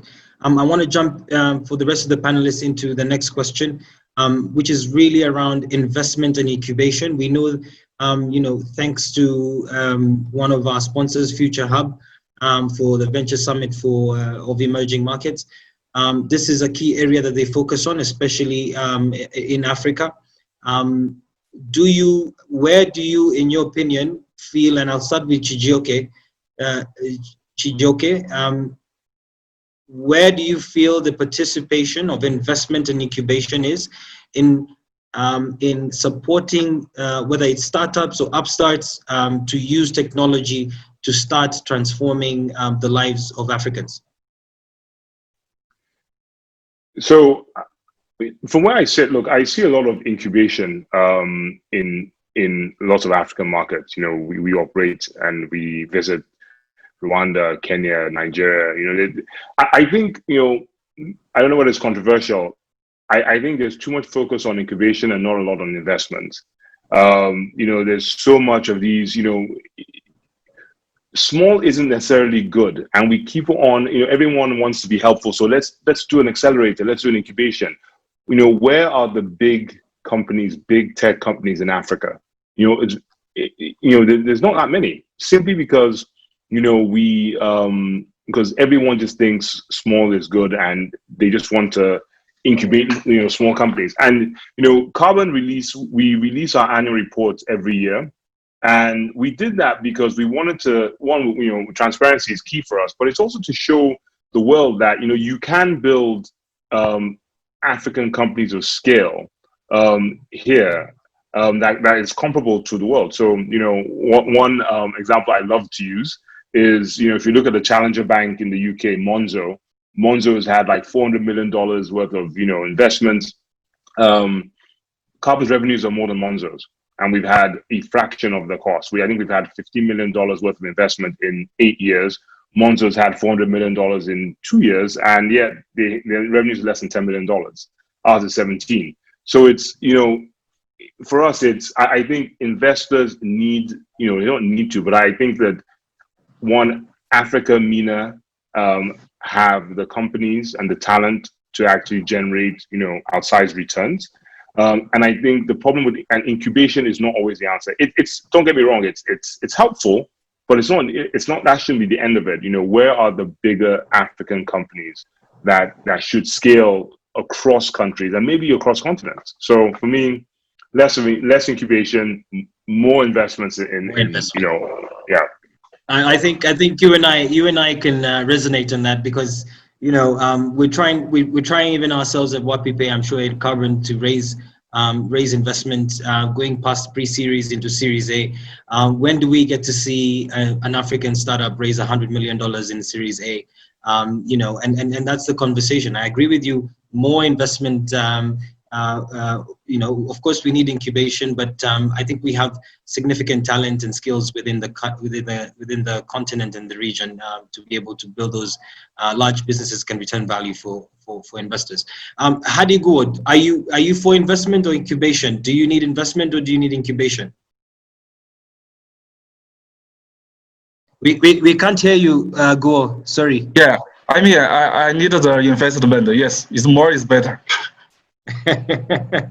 Yeah. And Mr. Eric Wang, do you feel, especially in the Middle East, I know you've mentioned about the challenges of the culture and language, but in your business in MENA Mobile and the region, is it more investment or more incubation? You know, all right, from my perspective, then I think behind every crisis is opportunities. But even for the enterprises, I think some more investment is good.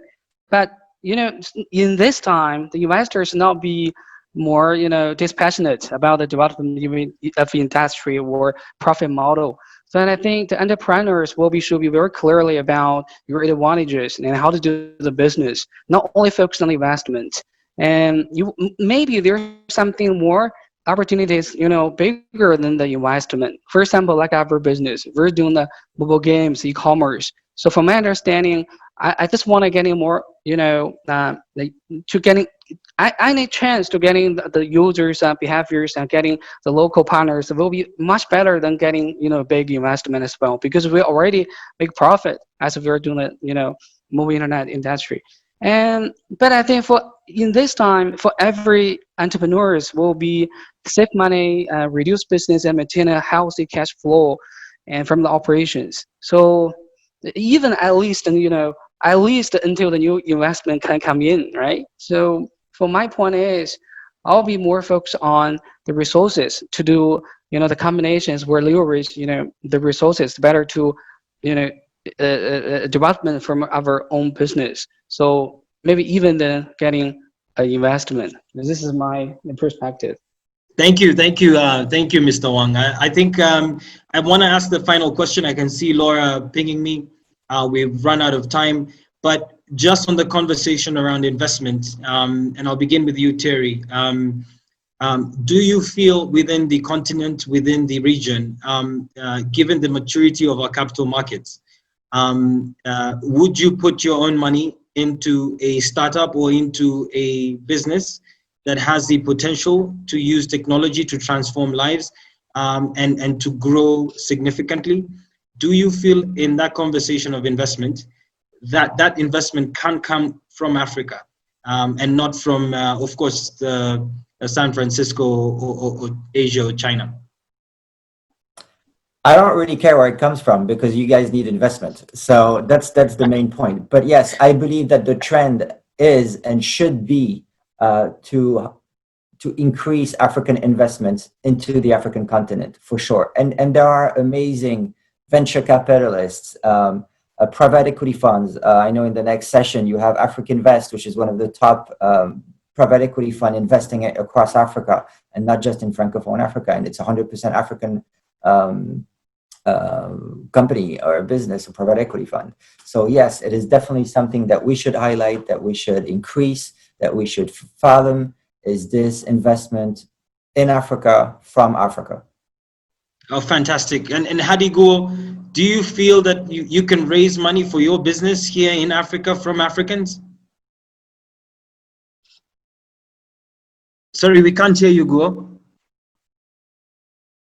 Yeah, so I think we can start from our business, yes. And we already get the fund from the China, and then we will increase our business in Africa, like from Kenya and Nigeria and Ghana, yes.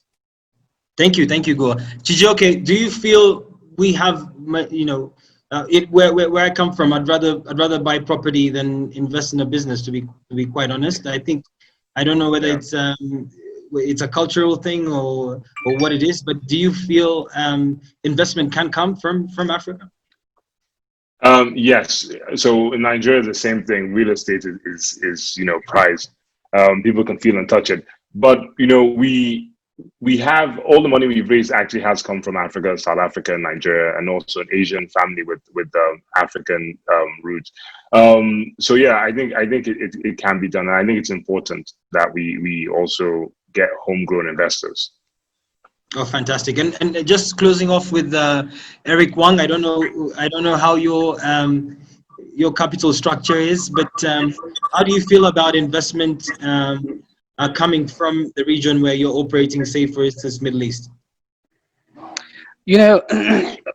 I think that is a really, really important thing because, we're VIE structured and we're founded by the Alibaba in China. But I think if the common is you need to do the business in the globalizations, especially, your users who using your service based in a GCC country. So it's better getting local partners to enhance, our, competitive, advantages. So I think it's better you can getting the investment from the local. That not only focus on, the money, that focus on, the users. So I think that is really, really useful for our, enterprises to development. Thank you, Eric Wang. I think my panelists, I want to thank you sincerely for your time. I think we've had a great conversation about the opportunities in FinTech in the region. I think we continue to participate in the summit as other panelists come on. I want to thank Vincent and Laura and Future Hub. I think it's been a great discussion. There's a lot of opportunity in Africa. FinTech or financial technology is the fastest growing opportunity across the region. And we welcome more conversation, discussions, investment, and opportunities to cascade. So I'll hand over back to you, Laura. Thank you very much. Thank you, panelists. Thank you, Terry. Thank you, Hadi Guo. Okay, thanks. Thank you very much. Have a great day. Thank you. Thank you, guys. Thank you.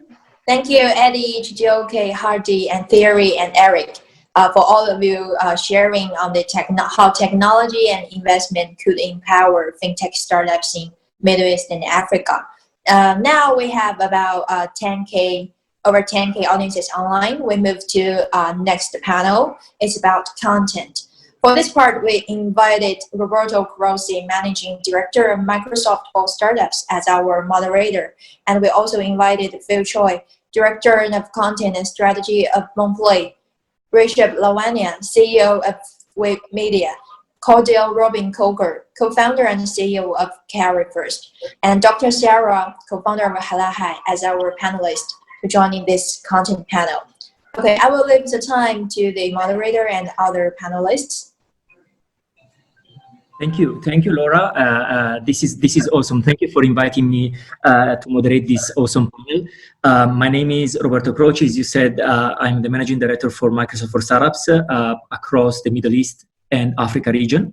I spent my career in between startups and big technology companies. I've been working in the founding team of an e-commerce startups myself, and also spent a good 10 years at Google working across different geographies, large organizations, as well as startups, helping them grow, but also transform the way they were buying media, maybe also doing content strategy, and become more data-driven, leveraging data insights to reinvent new business models and monetize content as well.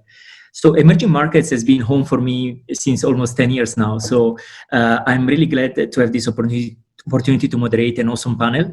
And let me start from introducing then our panelists today. So maybe I will ask each of you to spend a couple of minutes to introduce yourself, share your background, and then we will start the conversation. So starting from Phil Choi is the Director of Content and Strategy at Boomplay. Phil, welcome today. Looking forward to having you joining the conversation. Thank you, Roberto, and thank you, VSEM and Future Hub for putting together this great panel. So I'm really honored to be able to speak and share my experience on Africa and the content. So my previous experience was in strategy consulting with Ping An. So it's the largest insurer in China, and then now moving into the FinTech field as well. So I've been in Boomplay for just over 2 years now, overlooking the content and strategy side. So I'm looking forward to sharing, our thoughts on the future trends of Africa and the importance of content in the music industry and entertainment industry. Very cool. Thank you so much, Phil. Moving to Rishabh Lavania, is the CEO of Wave Media, and a content producing, running B2B enterprise and financial information platform. So Rishabh, if you want to introduce yourself for the audience. Right. Thanks, Roberto. Hey guys, hello from Nairobi. My name is Rishabh. I'm currently building Wave Media. We're a content and a digital product business. We have multiple B2B and B2C, both content and digital products. Personally, about me, I've been in the content business from approximately 5 years, both as a startup founder and a venture capital and angel investors in multiple companies. I've been lucky enough to see an exit in the content business. I was able to sell one of my last startup to one of a Chinese conglomerate who basically has a presence across Southeast Asia.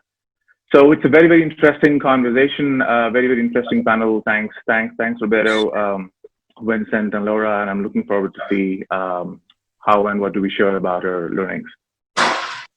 Fantastic. Thank you so much, Rishabh. Cordell Robin Coker is the co-founder and CEO of Carry First. Carry First is the leading publisher of interactive media serving the first generation of African smartphone users. So Cordell, over to you for a quick intro. Thanks a lot, Roberto. It's a pleasure to be here. So I've been CEO of Carry First for about 2 years now. We're, I would say, seed stage startup focused for now on publishing mobile games across Africa. We think there's a really big opportunity in the interactive space as more people are getting smartphones, as data connectivity improves, and as digital payments improve as well. My background is I'm originally from Sierra Leone. I grew up in the States, and I spent most of my career in finance and investing. So I've invested across the US, Europe, and Africa in private equity, as well as seed stage venture capital. Awesome, fantastic. Thank you so much, Cordell. And last but not least, we are really honored to have joining us today Her Excellency Dr. Sara Al-Madani. She's a well-known serial entrepreneur in the field of fashion, F&B, tech, marketing, and more. And in 2014, she was selected by His Highness Sheikh Dr. Sultan bin Mohammed Al Qasimi as a board member of Sharjah Chamber of Commerce and Industry. She's been the youngest on the board, and in 2017, she is also selected to be on the board of the UAE SME Council in the Ministry of Economy of Dubai. So we are really, really honored to have you with you, Sara, today. If you want to quickly introduce yourself as well. Hi, everybody. Thank you so much for having me. It's an honor. And I think you said it all. I am a serial entrepreneur in so many different fields. Tech is one of the strongest ones. I'm a public speaker, I'm a mother, and yeah, I wear a lot of hats, but I love to multitask and do a lot of things. Recently, since we're going to talk about content and diversity and all that, so recently we launched a company during the pandemic called Halahai, and that company is about creating content that changed people's lives by connecting the fans to the celebrity. So in crisis, there is always opportunity. That's what we say. First, thank you for having me, and I can't wait to share my knowledge with you. Awesome. This is a beautiful message, Sara, to give to the audience about crisis, but also opportunity, and also what you did of launching a new venture that connects fan celebrities during the pandemic is really an inspiring story, and I'm sure we will dig more into that during the conversation. So let me start. As I'm working with Microsoft now, let me start with a quote from Bill Gates. That is related to content. Our panel is definitely, we are shifting from fintech to content, which is really awesome. Back in January 1996, Bill Gates wrote an essay which was titled "Content is King," and this was published on the Microsoft website. Now, I took here just a little the quote. I have it here. So just to introduce it. So Bill Gates, back in that time, he was saying, "Content is where I expect much of the real money will be made on the internet, just as it was in broadcasting. For the internet to thrive, content providers must be paid for their work. The long-term prospects are good, but I expect a lot of disappointment in the short term as content companies struggle to make money through advertising or subscriptions. It isn't working yet, and it might not for some time." Now, this was back in 1996. So I would start from Phil. You are the director of content and strategy at Boomplay, and you overlook the company's licensing and investments in audio productions around the world, as well as providing strategic directions to other internal departments. Is content king today?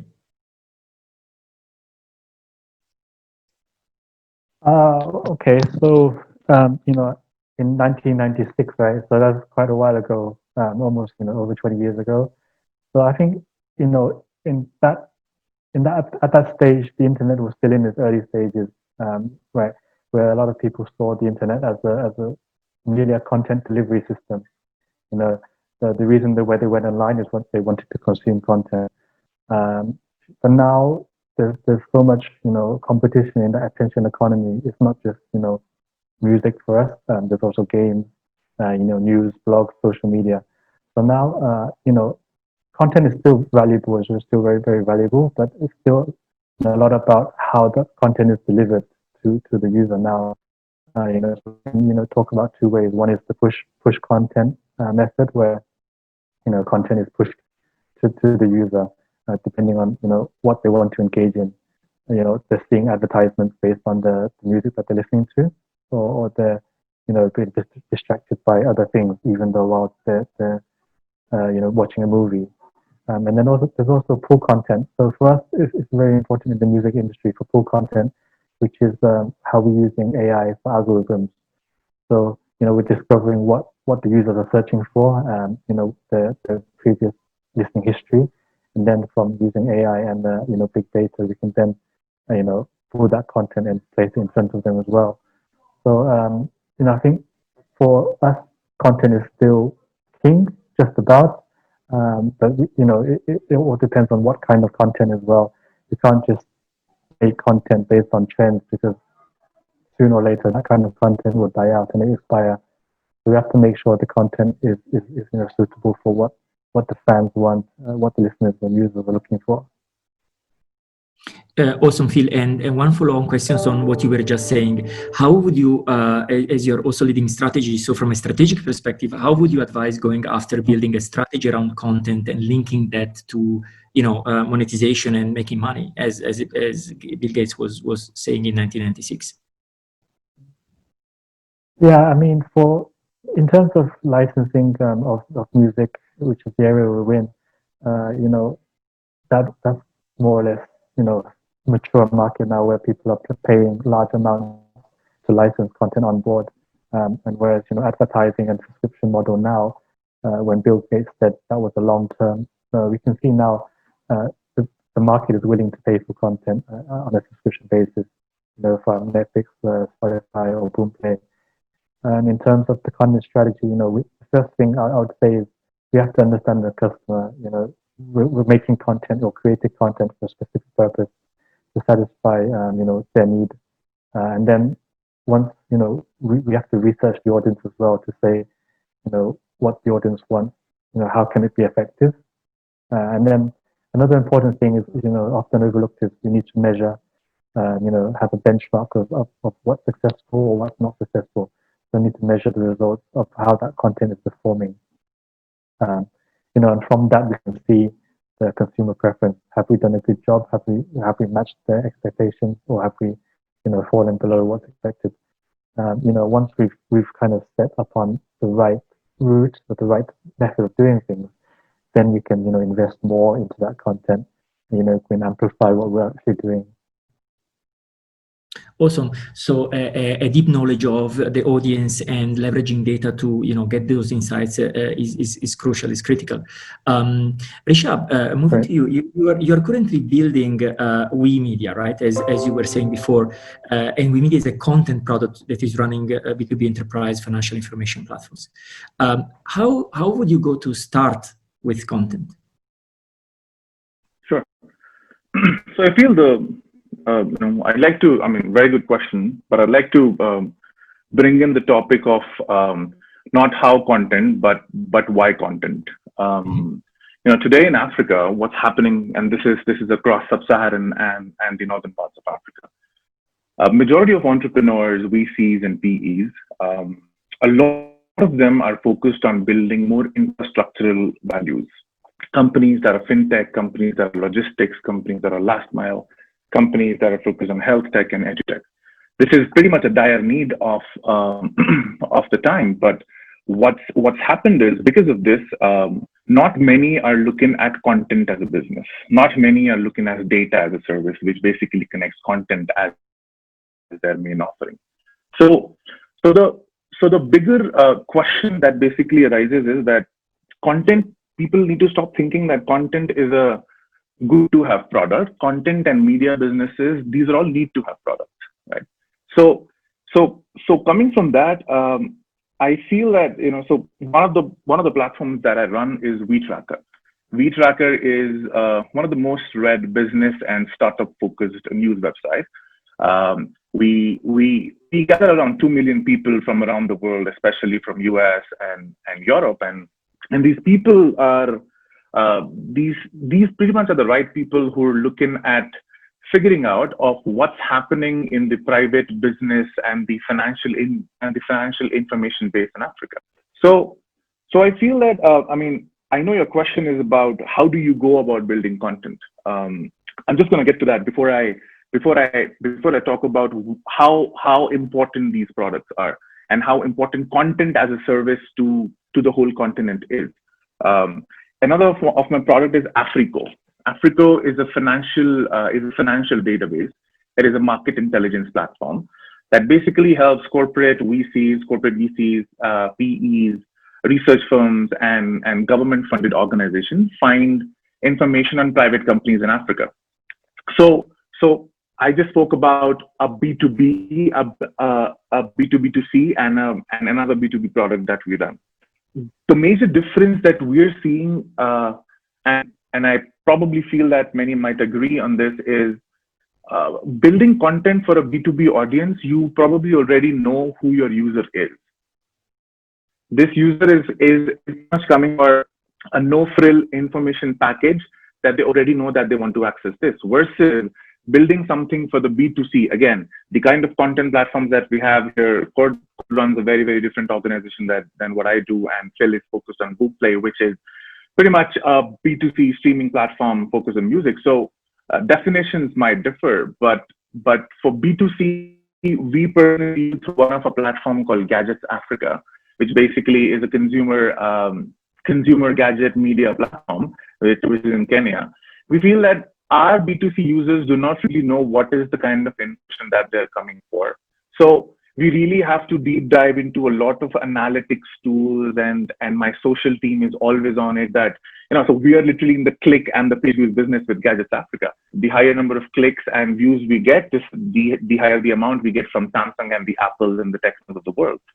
So I think it's taken us a year, and I feel we finally figured out that we have around 3.5 million people coming from Kenya and Ethiopia and Rwanda, Ghana to Gadgets Africa, and only 5 or 10% of them know what is the kind of content they're looking for. So we had to go really, really diverse when we were writing about B2C, and we actually had to write about from a vacuum cleaner that is being launched by a local brand here in Kenya to a techno smartphone which has some camera capabilities. I mean, this also connects with what the brand wants. So I feel B2B and B2C business building, especially in content, they're two different tangents.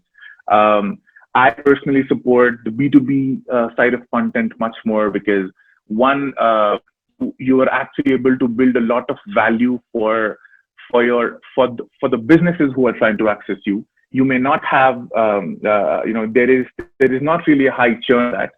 I prefer the beat of building content businesses, but again, I just want to take this opportunity in highlighting that more venturalists. I'm sure I have a lot of them right now on this in this conference right now. More VCs and more startups and more entrepreneurs need to start looking at content as a need to have business, and trying to see these business as profitable businesses. So I'm not sure if that answers what you were asking, but I just want to sort of package everything together and then just sort of share my point of view there.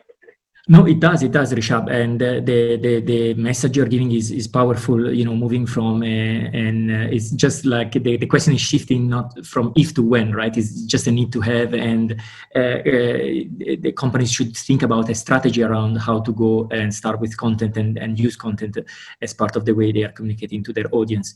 And also the point you're making about B2B, B2C is really relevant.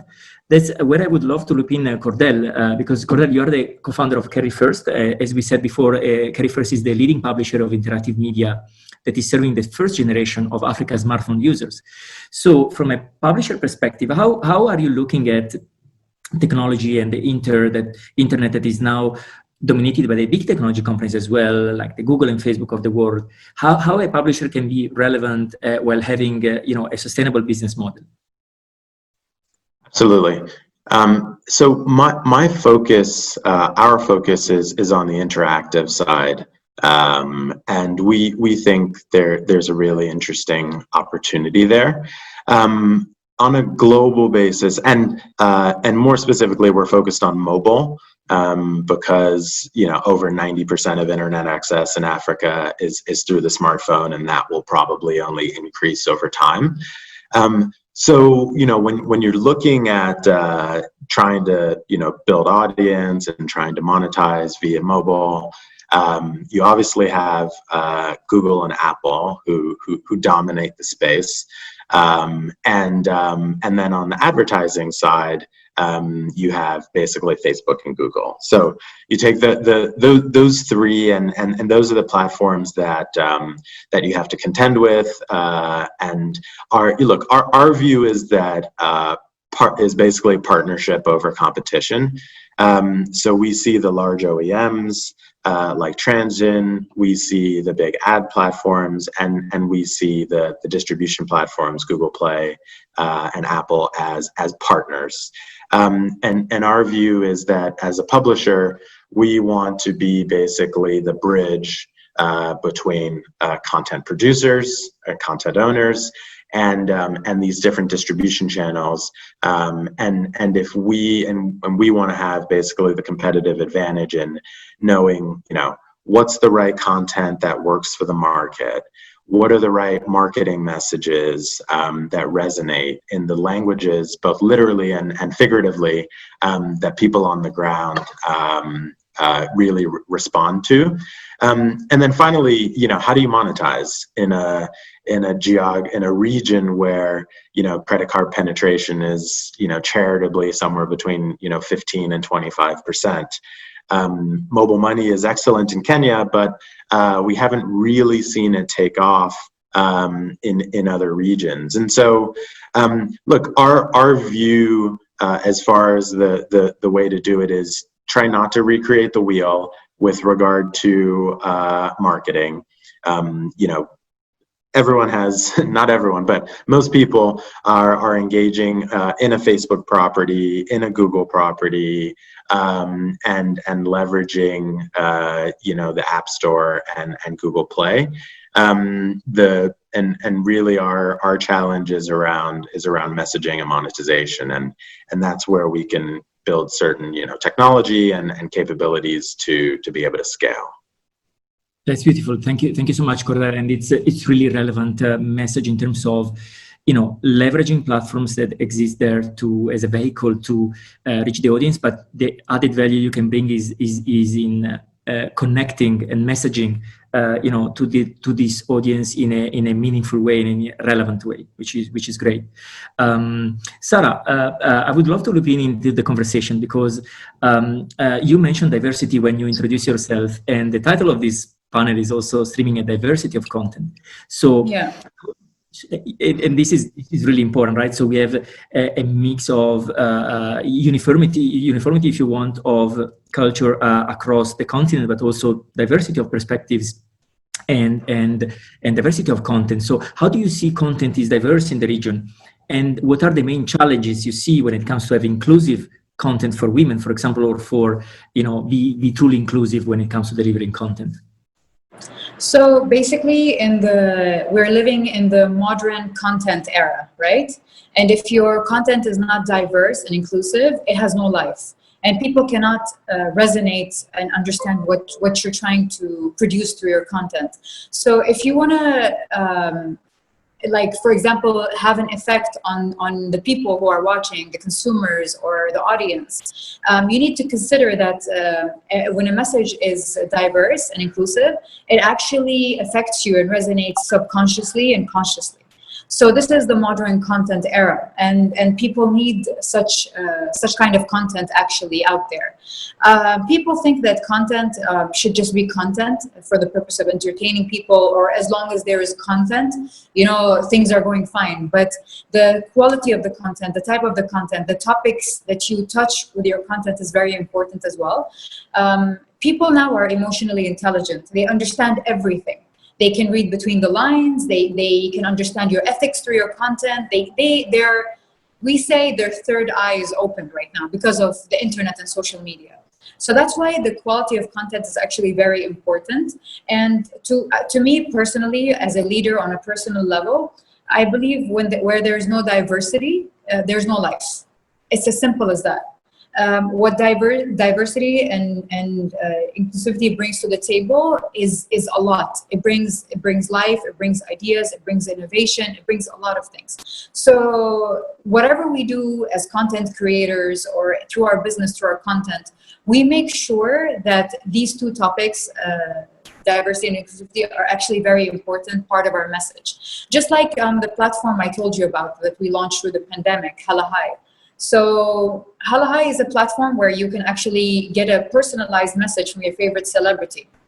A lot of the people expect our platform to have A-list celebrities only, but for us, we have A-list celebrities. We have people from different ethnicities, different backgrounds, different dreams.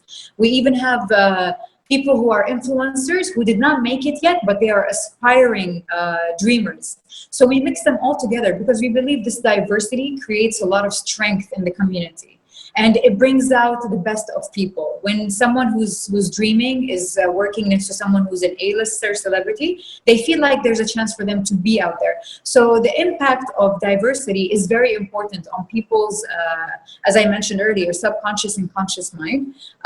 You have to be very careful with the content you create.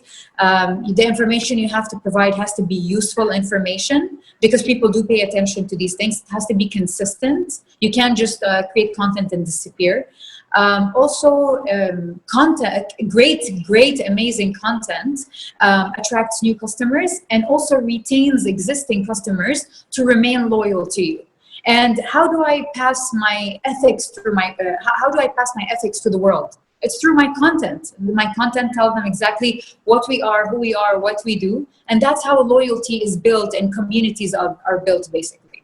And this is what I call the modern content era.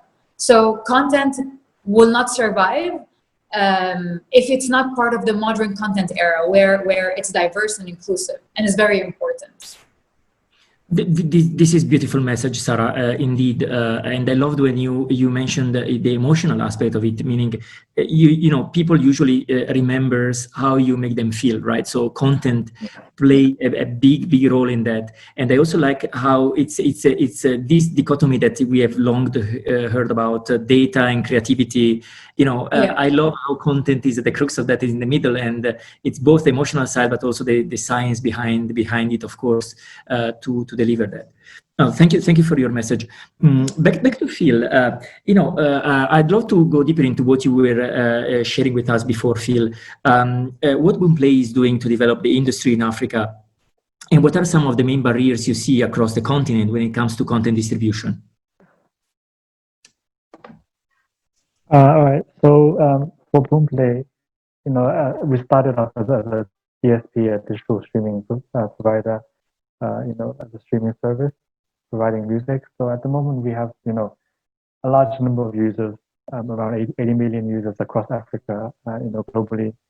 So, when we try to diversify into other sectors of the value chain, some of the barriers we were facing are from, some of our earlier content providers. So, the labels or the artists that we use to, license their music onto our platform, we can understand that the concerns are because of the size of our user base now and the influence we have in the market.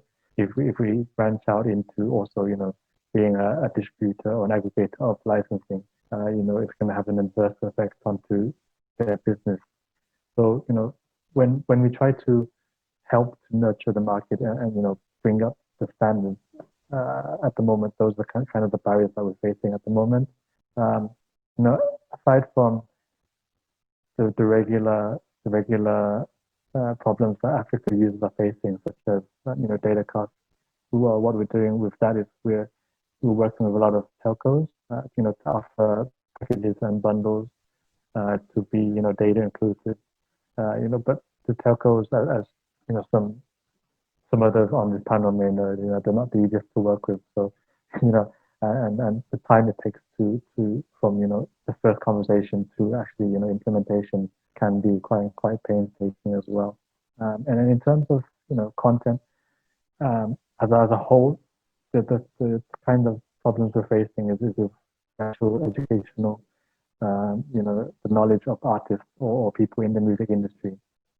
I can provide some examples such as users, if they download the music, they feel that it should be permanently available to them, but actually it's only available during the subscription service. So we get some negative feedback from them saying they've paid for the subscription and they downloaded the music, so why is this track not available to them when the subscription expires? So we have to educate them, users, in terms of how the licensing practice works. But to a normal user, it's quite complex, especially the music industry, the publishing and the sound recording. And then to artists as well. Artists at the moment, they're still providing a lot of the music to illegal blogs, uploading onto SD cards, because they don't know the value that their content has.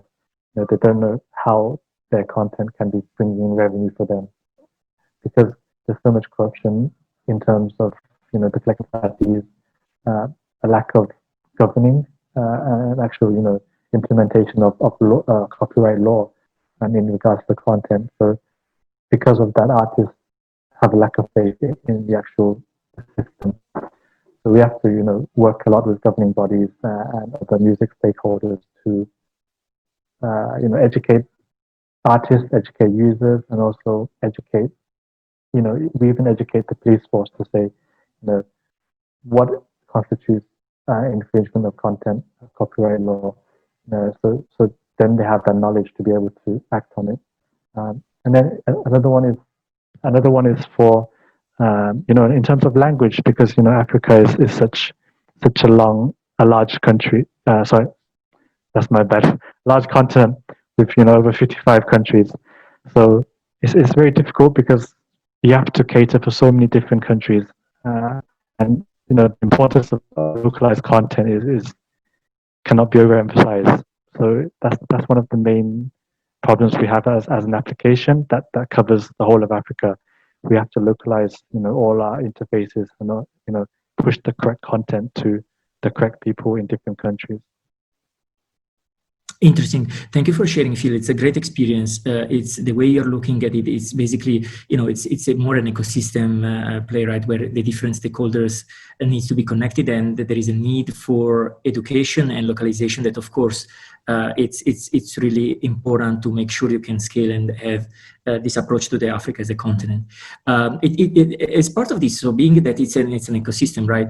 Rishba, you've been heading a Chinese micro VC fund investing in content, and you're also a serial entrepreneur. So what's your perspective on the investor side of things? So how are VCs looking at companies that are building content? What are the main barriers or roadblocks if you see in the current business models?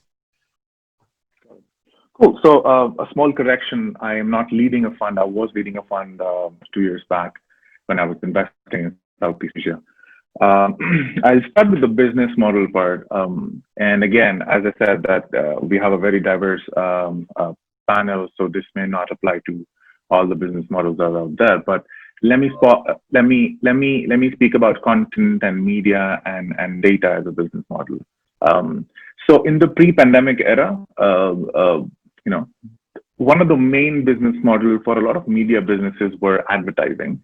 Apart from whatever money that they were making out of advertising, be it native, be it the programmatic side of advertising, was a lot of media organizations wanted to get into events.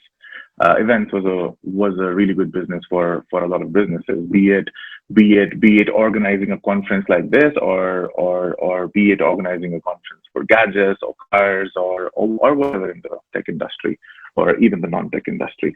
Apart from that, people were doing a couple of other things, and they will pretty much be able to stay afloat, cash flow positive, and actually make good profits, because media can really be a very, very lean business. Now looking at how media is divided is content, especially companies, media companies which are primarily dealing with content, is that there were a print side of traditional media companies, which were the newspapers, the magazines and all. And then there were the new age media companies like us, which were basically getting everything online. Now, print is dying, and this is pretty much the reality. And this has been happening from the last at least 6-7 years in the other developed markets. But Africa, let's talk about Africa as a whole. And when I say Africa, I am counting the top 5-6 economies. Print was a very, very good business. I personally have spoken to a lot of CEOs who were building and running the national dailies there, and the profits were really, really good. What's happened now that we are going to be entering a post-pandemic era is business models are changing. Advertising is not anymore the new high. So, which means, what are the new business models that you're going to explore? One of the first thing that I speak to a lot of publishers, and I speak to a lot of both B2B and B2C content companies, is that people want to now start focusing on subscription, and they want to get a business which was basically a advertising revenue business to a MRR and an ARR business model. People are looking at how can I how can I achieve a loyal audience? And this is happening in Africa. I mean, this is one of the last things that I expected happening in the publisher world so quickly that today when I'm speaking to 7-8 leaders who are running different national dailies, majority of them are exploring subscription as a service model.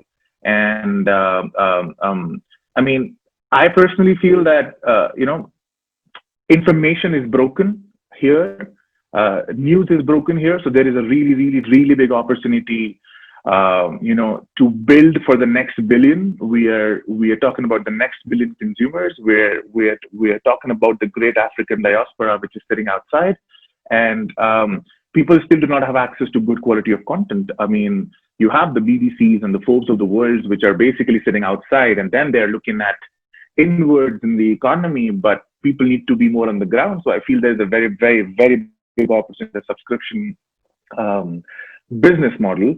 Apart from that, I feel content as a business model to VC has never been really enticing.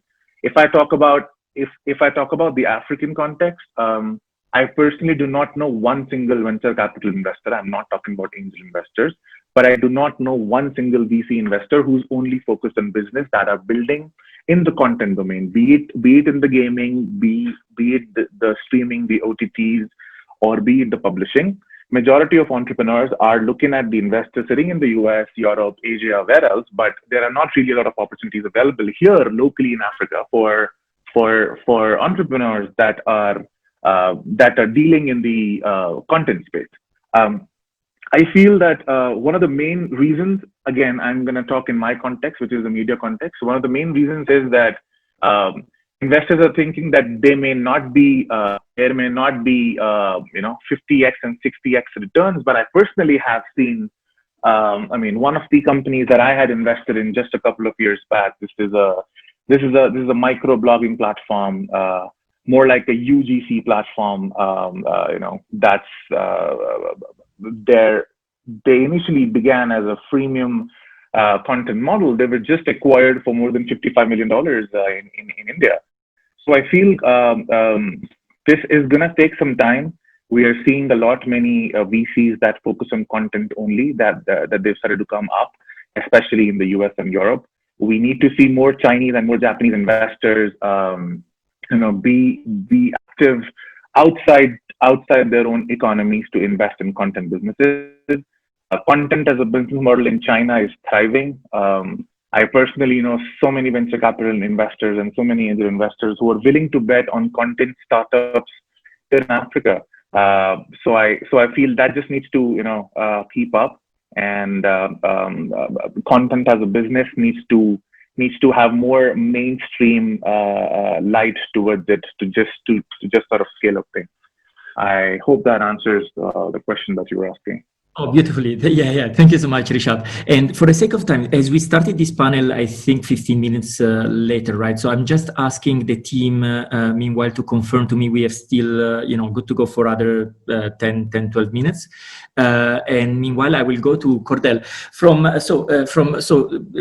Building on what Rishabh just mentioned, and you mentioned before, that from a publisher perspective, you're focused on messaging and monetization. So what do you think publishers across Africa can do to monetize more effectively and build more relevant, engaging content for the audiences? Also, I see, and this is kind of related to these questions, we have a questions also from the audience here in the chat, from Olivia. To the point on localized content, given the huge African diaspora population and many of these people have made huge achievements in the creative industries, do you see users have preferences towards these people, or do they resonate more with things happening around them, like influencers within their local community or neighborhood? Absolutely. So look, as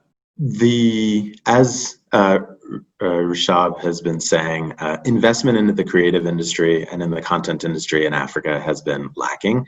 And my view is the primary reason is because people domestically and globally believe that it's tough to make money consistently, particularly in the B2C space.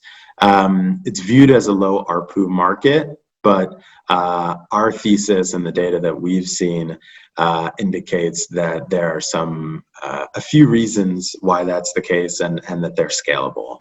The first is you have to have content that is engaging. If you don't provide things that people want to buy, you can't, sit around and say, why aren't they paying for things? So we believe you have to get, both top tier global games, for example, and market them directly to people on the continent, engage with them, and so on. And to the question from the panelists, we also believe that localization and making things relational and proximal to end users is really important. So leveraging influencers, both in the diaspora as well as locally. We don't actually see a big distinction in the world of social media, whether someone's living in Maine or Lagos. So first is you have to provide things that people want to pay for. The second is you have to provide the means for them to pay for it. And this is where I come back to payments again. The big distribution platforms on mobile are great for access, but they haven't put in the work to provide localized means for people to pay. So the ways that people can pay depend on the geography, right? Nigeria's cash and bank transfer, Kenya's mobile money, South Africa is local cards, and everywhere, if the telcos, I think, were, I would say, more cooperative and nimble, should be direct carrier billing markets, so airtime as money. In order to monetize as a publisher, you need to find a way to provide those local channels for people to pay. And what we found is that when you do, some of them are through sort of new FinTech companies that have popped up around the continent. Some of them through offline and agent networks, which we're working to build and partner with. But when you do, we've seen an uplift of somewhere between 300% and 400% in average revenue per user on a monthly basis. So provide things they want to pay for, and give them the means to pay for it. And with those two things, we think that there's a very viable ecosystem here to monetize content. This is great. This is awesome. And I will go to Sarah for the next questions, and then probably we will wrap up with the final questions for all the panelists. Sarah, you have been, in one of the youngest board member in the Sharjah Chamber of Commerce, and you've been an entrepreneur by the age of 15. So how would you go about inspiring women in the region to be more active, self-confident, how they can do content marketing to help in the journey and build community? So I have an honorary PhD in women empowerment. So I've been known in the region to support women and to be like a strong source of inspiration for women, which is something that I'm honored to do. But at the same time, I do hate the word empowerment because I don't feel women are weak. And I've never saw a bunch of men saying, holding hands saying, empower us. So I believe in gender equality, and I believe we are genderless, so therefore we're equal. And I also believe that women and men don't compete with each other, they complete each other. And in my content, when I'm trying to inspire women to, believe in themselves and live their dreams, I always show them these things. My content has these kind of values, that we are equal, that diversity is important, it's good for creativity, it's good for achieving efficiency and all that. It brings a lot to the table. So my content always talks about that. I don't empower women, I inspire women. And I think I've built a community online through my content that supports the same vision. And when you have a community that supports the same vision, you have the base where we share the same ethics, we share the same message, and they're supportive of the message. So the message reaches further than a normal message does because of the community that surrounds that message as well. To be honest, just to tackle like the topic of diversity, I'm creating content right now to talk about why the world is a man's place, okay?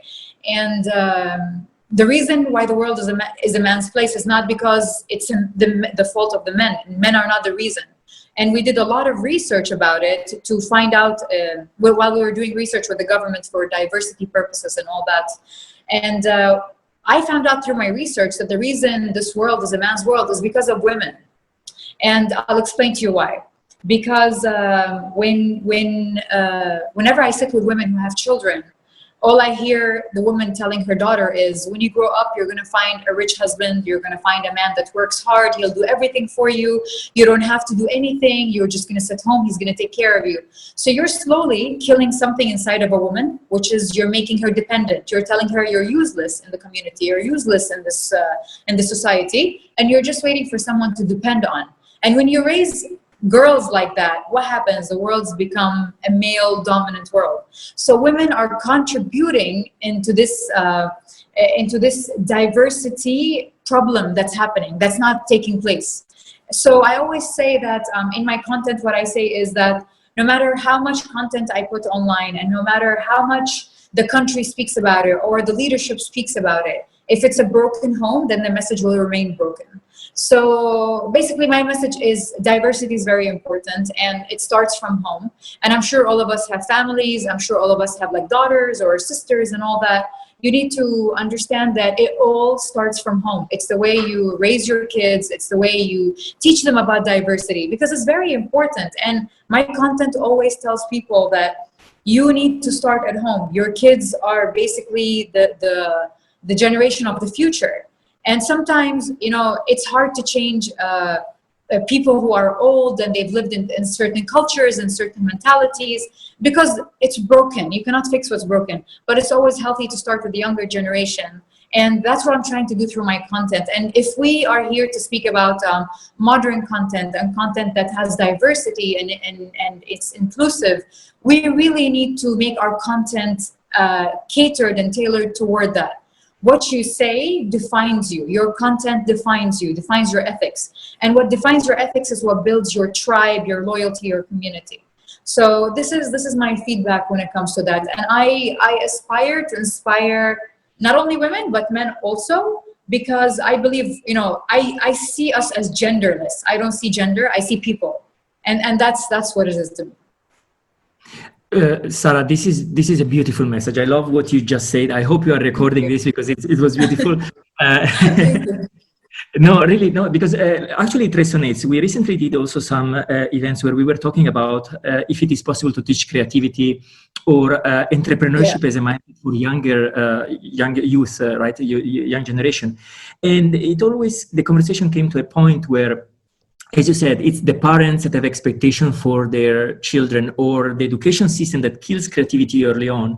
Whereas, content, and I believe content can play a huge role if we consider ahead of time in the strategy that the stakeholders for content are also these people, these institutions and the parents, and it starts early on. So this is a beautiful message.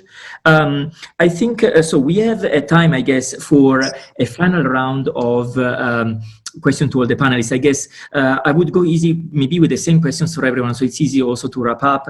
We talked a little bit about the challenges that we will or that we are currently facing in Africa when it comes to content and the industry. So now the final questions is more about your message about how we can overcome those challenges according to your experience and your field of operations, right?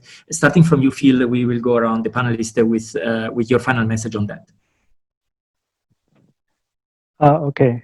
So for us in the entertainment industry, you know, the distinctions between, you know, print, digital, traditional, or modern media, in gaming, wireless, is all like blurring now. So there's a lot of companies that started off, you know, in traditional media who are now moving on to, you know, online media as well.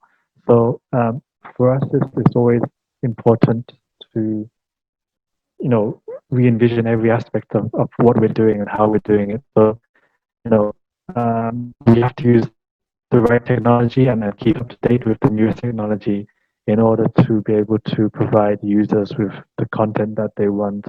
It's not about us forcing content onto them, and then saying to them they have to accept this. This is what you want. It has to be the other way around. What do the customers want? What do the users want? And then we have to deliver this in a cost-effective manner, because at the end of the day, we are in a business, to make money and to monetize. And also, the pace of innovation now, especially for Africa, they've kind of like jumped from the 3G area, and straight into the deep end. So now, where other parts of the world went from 2G, 3G to 4G, we're seeing a lot of prevalence 3G moving quickly, and then people actually skipping 3G and going straight to 4G. So that's going to cause a huge disruption. And I think the company or the people who succeed will be the ones that will be able to manage that process the best as possible. Awesome. Thank you so much, Phil. Rishab, what's next from your side, or your point of view, how to overcome the challenges you mentioned before? Sure. Thanks.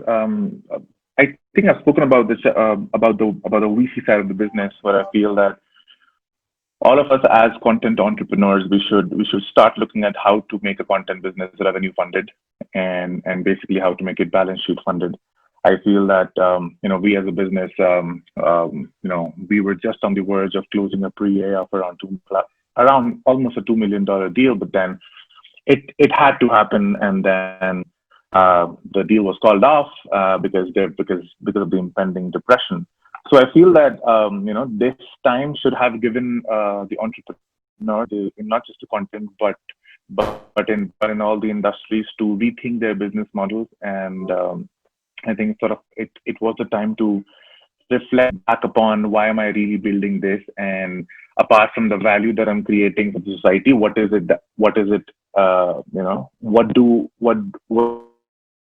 I have in myself? And I think that has to be pretty much the capitalist question. I personally call myself a hippie capitalist.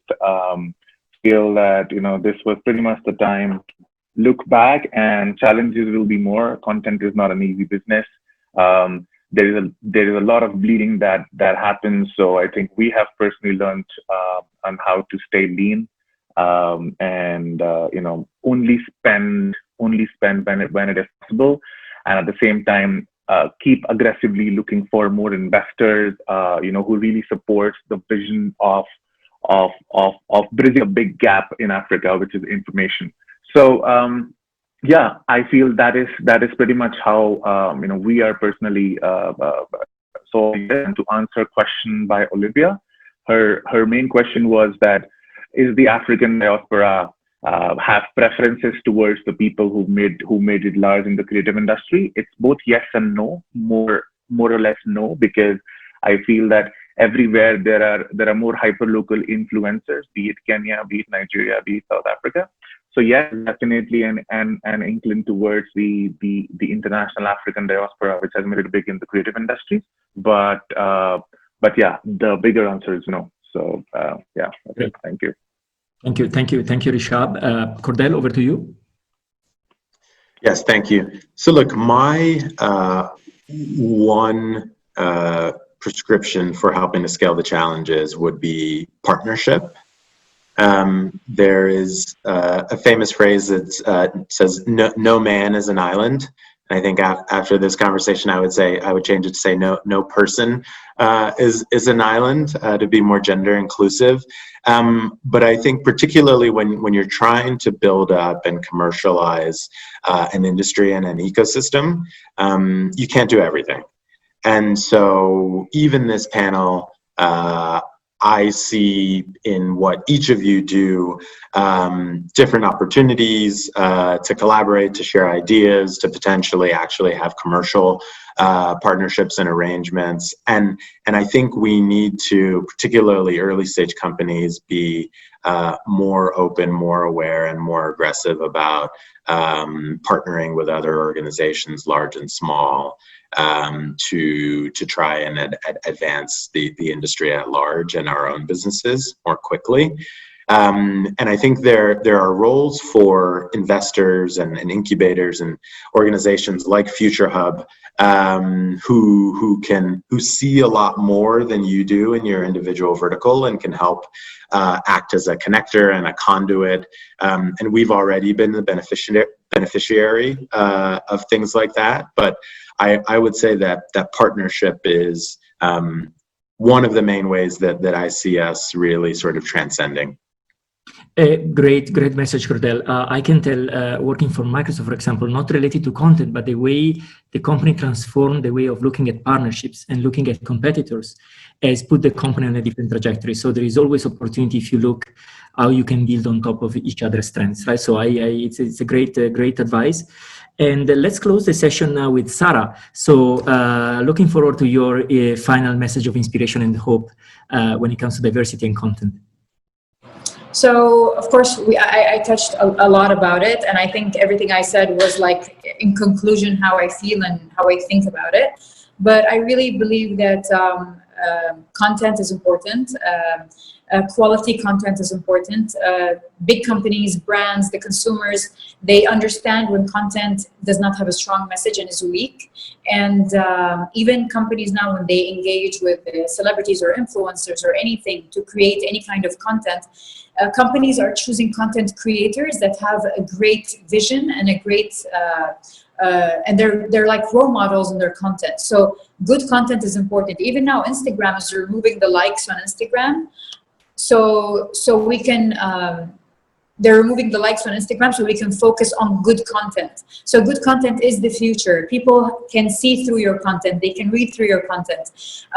If you are a brand, your content is how you market your brand. If you as a person is a brand, how you think and everything. Because each and everyone on this panel is a brand of themselves. So how you portray yourself online through your content is how you market yourself. And what people say about you offline is your branding, basically. So it's so important to really pay attention to the quality of content, to use content the right way. And this is how, as a company, you can thrive, you can acquire new customers and keep and retain existing customers and reach the world basically through your message. So my advice is, diversity is key. Where there's no diversity, there's no life. Don't focus on gender. We are genderless, all of us. And just, spread the love and inspire the ones around you. Because to me, the definition of success is what have I done for myself and then what have I done for others. So collaboration and working with others and supporting and creating a supporting system and a community with everybody is very important. It's part of thriving. So, this is my last words towards that. Awesome, Greg. Beautiful message, Sarah. I love when you said before, you are what you say, because it conveys a message also of content is also reflects who you are and values and your authenticity. And, it is a great message. So with that, I would say, I would love to thank you, Future Hub, for, hosting this event and this session, for having me moderating, but also thank you to Vincent and Laura and Future Hub for all of this. Thank you for the beautiful panel today with Rishab, Cordell, Phil, and Sarah. Enjoyed very much the conversation. So I will hand over to Laura to move forward with the next panel and the next section in the event. Thanks, Roberto, and thanks, Thank you, everyone. Thank you, Roberto. Thank you. Cordell and Sarah. Thanks for the sharing. Thanks for your time again. And now we quickly go to the next panel. It's about e-commerce panel. So for this part, we invited Rachel Xu from Grand New Capital as our moderator.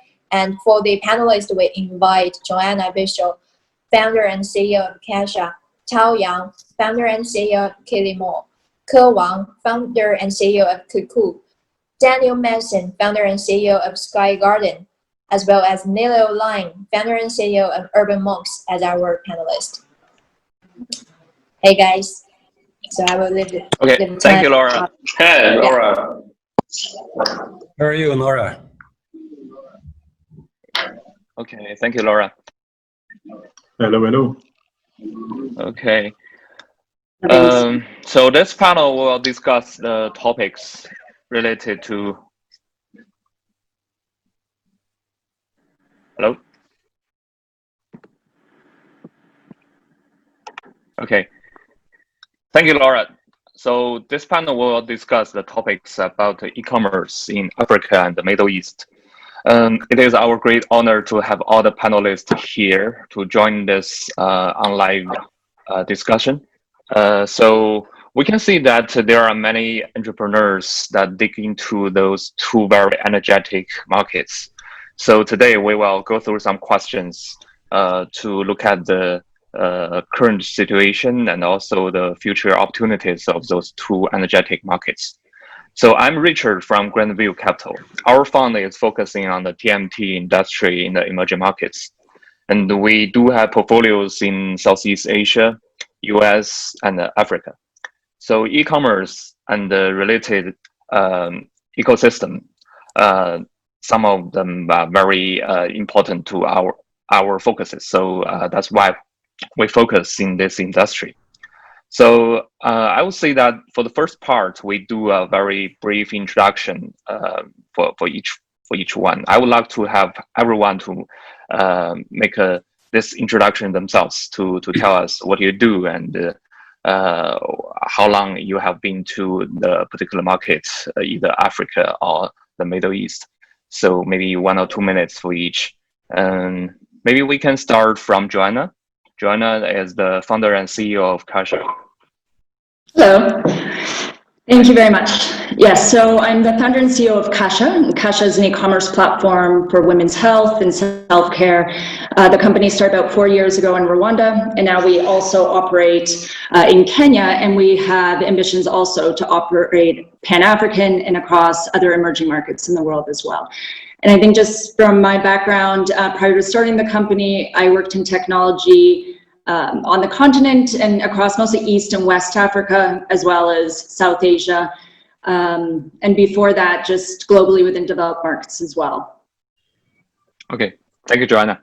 So next one, let's welcome Tao Yang, the founder and CEO of Kilimo. Hello, everyone. My name is Yang Tao. I'm the founder and CEO of Kilimo.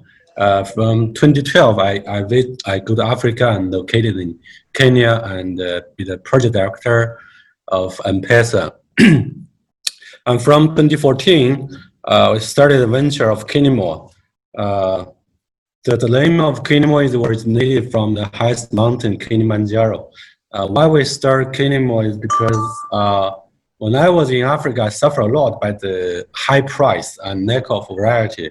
I hope Kilimo could change the situation. And currently we operating in Kenya and Uganda.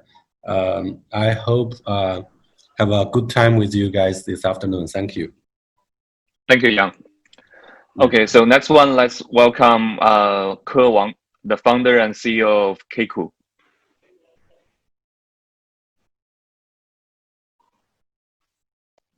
You need to unmute. Yeah. Okay. Okay. Hi, everyone. Thank you for the invitation. This is Ke Wang from Keiku. Keiku is a Pan-African cross-border e-commerce platform, and we have local African buyer to buy from China. And now we cover the 9 countries in Africa, and also we focus on small and middle-sized countries such as Ghana, Tanzania, Uganda, and Rwanda. Because of the infrastructure of local is poor, and we also build the payment and the delivery system in each country to make e-commerce available. So in the past year, and we delivered millions of parcels to different countries, and we acquired millions of buyers in each country. And we hope by using Keiku, and we can make the local life more easier and better. Okay, thank you. Great, thank you, Ke. So next one, let's welcome Daniel Mason from Sky Garden. Hi everyone, glad to be on the panel. My name is Daniel Mason. I serve as CEO and co-founder of Sky Garden, which is an e-commerce software as a service, which also has a marketplace component to it. My background is widely traveled and lived and built businesses around the continent.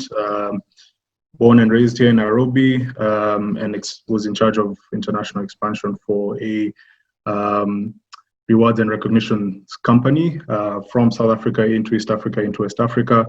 And Sky Garden is a solution for a personal issue that I discovered in terms of job creation and finding a platform that really mirrors the market and trade conditions which a lot of merchants face. And when I say merchants, I'm talking all spectrums, all the way from informal to big brands, distributors, etc. So it's 100% tech play, yeah, looking forward to sharing more insights. Great, thank you, Daniel. So the last one, let's welcome Nelio, the founder and CEO from Urban Monks. Yes, hi. Thank you very much for having me. So, quick introduction. I'm the founder and CEO of Urban Monks, which is a growth marketing company. I've been in the internet marketing industry for the last decade. I was really one of the first employees at Karim, helped the company through those 2 years, crazy years, where we scaled the company from probably like 10 employees, like 10 to 20 employees to like massive, like 2,000 and plus. After that, I went to other ventures, always here in the Middle East. And now I have started this new growth marketing agency, specifically focused on direct-to-consumer brands worldwide, but of course, mainly here in the MENA region. Okay, thank you, Nelio. I'm sure that we will have some topics with the marketing and content related to Middle East will drop to you. Okay, so from the first part, I think that definitely everyone made a brief introduction, and we all know the backgrounds and how we start from the very beginning.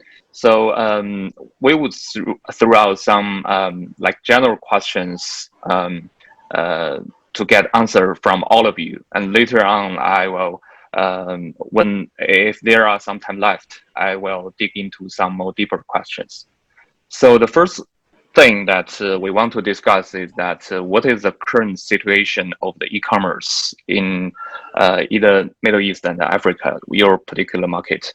And we all know that the pandemic influenced a lot to the world, to the whole world. So we want to know that the COVID-19 influenced the e-commerce and also the supply chain.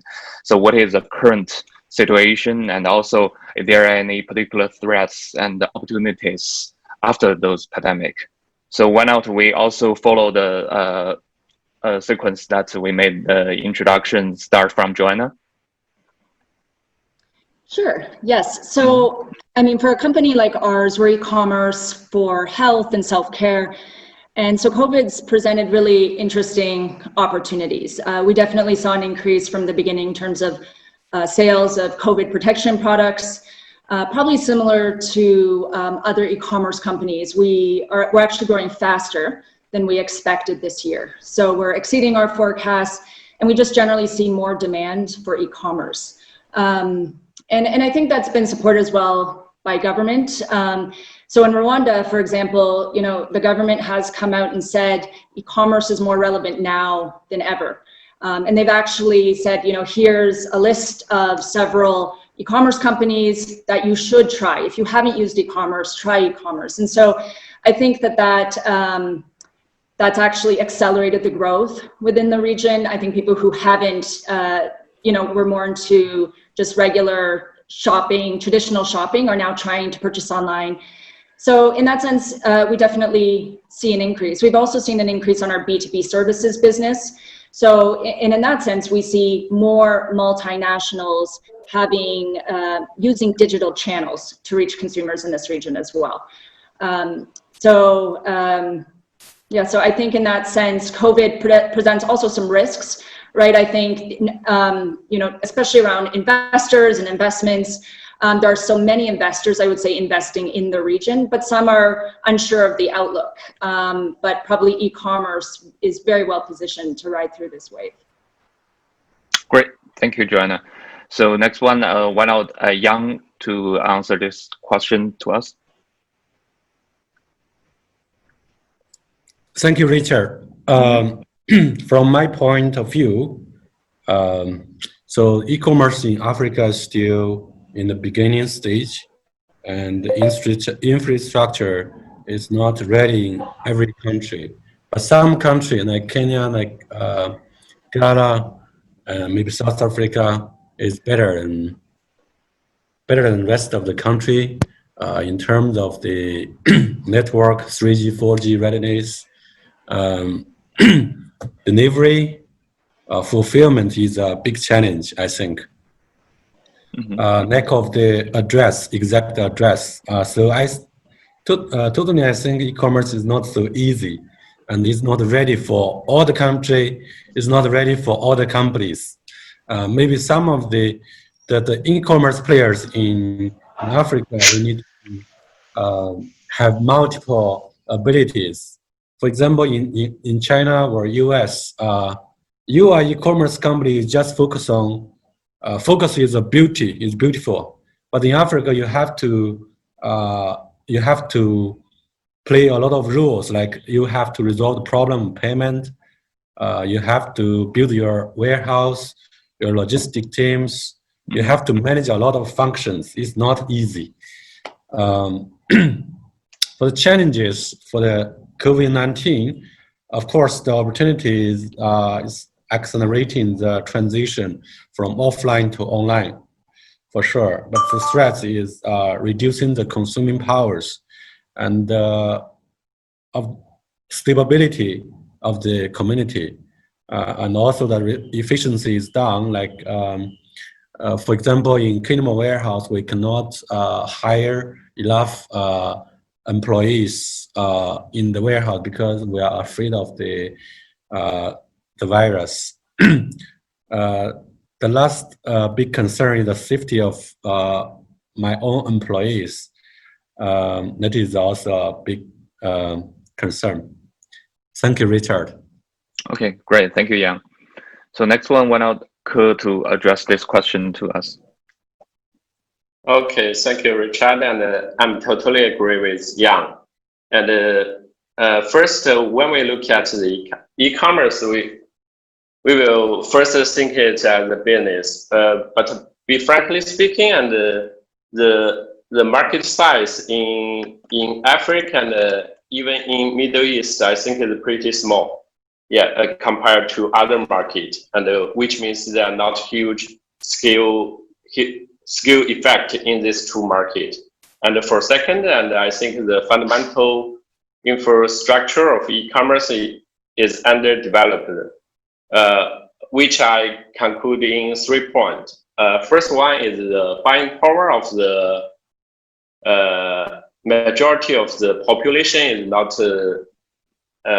is not that strong. And the second one is the lack of the cheap and efficient door-to-door delivery. And the three is smartphone penetration and also the cheap data for surfing online.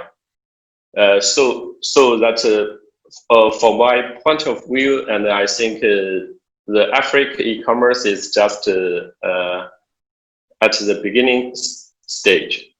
Okay, thank you, Richard. Thank you, Ke. So next one we'll have Daniel. Yeah, thanks. So in my perspective, e-commerce has always been looked at with the lens of sort of replicating what's happening within Western markets, mainly in the Americas and Europe, etc., and also I would say in more formalized economies in Asia. And I believe if you look at the infrastructure on the continent, you need to adapt a model that takes this into account as opposed to, sort of rolling out the common playbook. And if you take that approach, it obviously gives you the flexibility and a much higher adoption rate, because this way you have less attrition in terms of how you penetrate a market. You're able to sort of enhance what people are doing in terms of physical trade, and now replicating those patterns within a digital space. And that's the route that Sky Garden has taken. So when we look at e-commerce, we didn't want to sort of take that model and bring it in, which is largely what has happened for quite a while on the continent. And I believe that has led it to be an extremely, taking that model, an extremely expensive way to scale, to not only scale, but also to start up. From a logistics perspective, from a capex perspective, and subsequently finding investment. So we've taken a look at using what are the low-hanging fruits. Mobile money here in Kenya is fantastic, and in other markets, Ghana is steadily growing in that regard. Looking at the informal delivery systems that exists, we have a lot of independent riders who do transportation of people. You have now Uberized models around the same. So why not tap into that when it comes to your logistics or your fulfillment patterns? We don't have a warehouse whatsoever. We've invested heavily in making sure that we have tech do the heavy lifting. And we're proud to say that has earned itself well in terms of having fantastic merchant adoption. And also by having merchant adoption, you also pass into a consumer base that hasn't necessarily been included within the e-commerce narrative. So in my view, we looked at the pyramid from a different angle. I would say e-commerce for probably the past 6-7 years has been something mainly for the haves. It gave great variety, which some of my panelists just mentioned, in terms of choice, convenience, etc. But there's this still huge blue ocean in terms of the growing middle class who still have money to spend, but they're doing that within physical spaces. So how do you translate into this? It might not be the strongest purchasing power, but you can still tap into it. And I would say there's still a massive opportunity. COVID has been incredibly painful from an economic perspective. We felt that very much here in Kenya. However, it has been a catalyst to, fast-tracking how innovative retailers at whatever, whether it's a big brand distributor, informal merchant, a hustler on the side of the street, how they can use existing mediums to, earn a living. So I would say there's more opportunities than, lack of opportunities within the African context. Great, thank you, Daniel. Very valuable perspective. And the last one, I will shoot the question to Nelio. So I believe that you have some perspective that focusing on Middle East and also some other related markets. And the Middle East is always one of one of very important markets for most of the entrepreneurs that from China for a period of time. So let's see, could you share some of your perspective to us that what did you observe that how is the e-commerce in Middle East and also the COVID-19 also?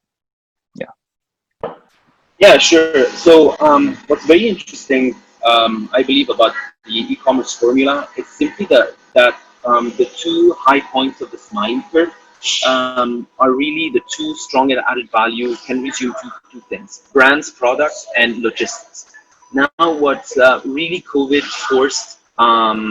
forced manufacturers is really to be out there, especially on digital channels, because that's where the journey and most of, at least like 43%, according to a Bain study, 43% of any buying process starts online, and only 15% finishes online. So I think what's really interesting, especially for those emerging markets, I'm not too familiar with the African content. I've just done 3 projects there, but when it comes at least to the Middle East, you see that the two high points of the smiling curves, where really the added value is, whether it's brand or products. On one side, we definitely need more brand creators, more manufacturers, more people building localized products that can really make the cut for a local audience. And on the other side, the struggle that is real, especially in this region, and I think Africa even more, is really the last mile problematic. Because it's not only about the last mile delivery, which needs to be done extremely locally, and as Daniel was mentioning, there has to be a Uberized model, because centralized models are breaking and they're extremely fragile at the moment. They don't really work as efficiently as a Uberized model. So I think the really two big points where the real focus needs to be is how do we find ways to create more brands and more products that are more relevant to a local audience? And on the other side, the big challenge is how do we solve that last mile delivery, which in the end impacts the brand experience and at the end, like the customer experience. What I've seen, at least here in the Middle East with COVID, there's like one major trend that has been across the board is pretty much delivery of daily products. And you've seen players like Noon and other big e-retailers that have started to shift more and more into the daily segment, because that is the segment that is really picking up. When you see other segments, so I don't think there's one size fits all kind of reply, simply because it really depends on the vertical. You've seen like the fashion industry tanked by 54% on male category and 43% on female category, whereas on daily products like, you know, essentials, basically whatever that is, milk, toilet paper, eggs, whatever, it has increased by 128%. So I think what's very interesting is that, yes, there is more penetration of online purchase. So online purchasing becomes much easier, which is amazing because it creates a habit that then all the other categories that have been suffering, then they can actually bank on. And that's where the next pivotal growth. So I think these are the two major trends that I've been seeing so far. And I think the two main things that we need to see in the next coming years is, one, how do we have more brand creators and more manufacturers that create localized products for local audiences? And second, how do we solve that logistic last mile delivery? Because at the end of the day, who says e-commerce says logistics. That's great. Thank you, Nelio. So those two things are very important, the brand and the logistic, and that also brought some thinking in my mind that because currently when we're looking at US market, we try to find out, because US and Chinese markets have been evolving to a level that exists in those two different markets. There are many different kinds of mature brands existing there. So this year, actually, in US market, many entrepreneurs start to focusing on one thing, which called the white brand, which means that there's no brand, just comes from the factory, directly from the factory to the consumers, which is very interesting topic here. So which one do you think will be the very possible future in Africa or maybe in Middle East market? So which one, the brand direction or the white brand direction? So maybe I can throw this question to Chinese entrepreneurs, Tao and Ke. So maybe Tao can elaborate this question a little bit to give us some idea. Okay, thank you, Richard, for the question. I believe it's a good question. Brand means trust. Everyone knows. Our customers should be trust someone, whether the brand, the manufacturer, whether the sales channel. So if it's a white brand, people need to trust the channel, where you get this product, who sell the product to you. So yes, removing the brand could reduce the price. It meets demands of after the COVID. But I think in Africa it's a bit different, because in Africa I think people lack of trust. People don't trust each other. I see the level is a bit lower than other regions. So I think brand is still important. To build a brand and build a trust in specific category and leverage in the digital transformation, it's a big chance, I believe. If you only build your brand in offline marketing, it will be a bit slow. For example, if you are a smartphone manufacturer, you go to Africa. If you only rely on the offline channel, it's very hard for you to compete with like Transsion, like Tecno, Infinite, itel. It's very hard. But if you leverage on the online sales channel like Kinimo, Kiku, it's a bit easier and still has many opportunity to build your own brand in different categories. Yeah, that's all, Richard. Great, thank you, Tao. So next we'll have the perspective from Kiku. Okay, partly agree with Tao, but from my point of view, and maybe brand is means trust, but in another side, brand means the company must do a lot of advertisement to show everyone about the brand names. So which means the total price of the product, it may be including the branding the branding cost, right? Yeah, which means the people cannot just pay for the real value of the product, but also will pay for the advertisement cost for the product. But I think this situation may be not adopted in African market because the buying power of the local people is pretty low, and first rather they choose a very well-known brand, and they may choose just a small brand. Yet I think just the story of the Indomie, right? Mm-hmm. Yeah, the instant noodle. Yeah, when the product has a better quality, and when the volume is sells in large quantity, and it will become a brand. Yeah, and also I think this kind of story really happened very often in China. First is the volume. Mm-hmm. Yeah, first is volume, and when your volume it became to it became to a skill effect, and it will become a brand. Yeah, just like the story of Xiaomi. Yeah, and also some very cheap product in China. First, they start not from the brand image, and they just sells in very low price and to get the large volume.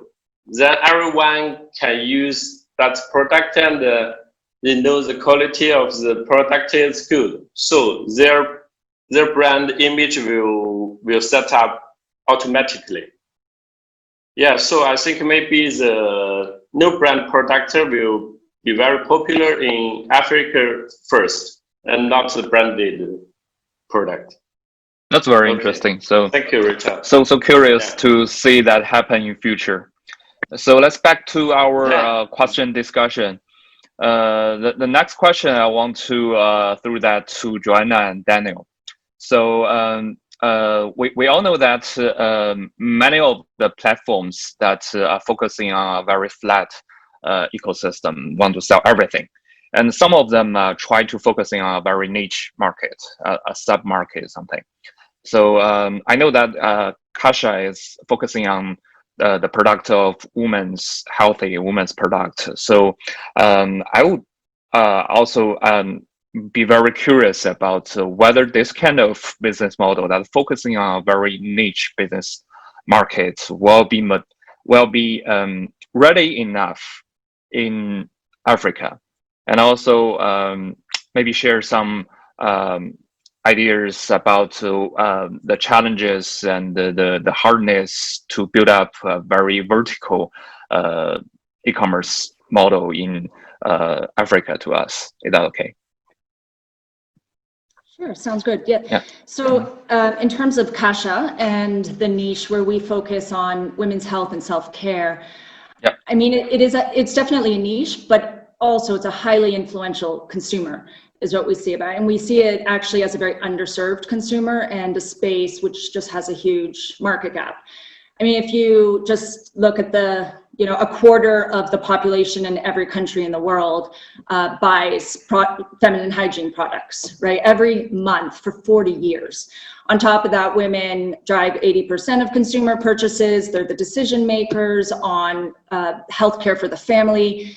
So we do optimize for a niche, but our niche target customer is extremely influential as well. So I think that's how we see it. And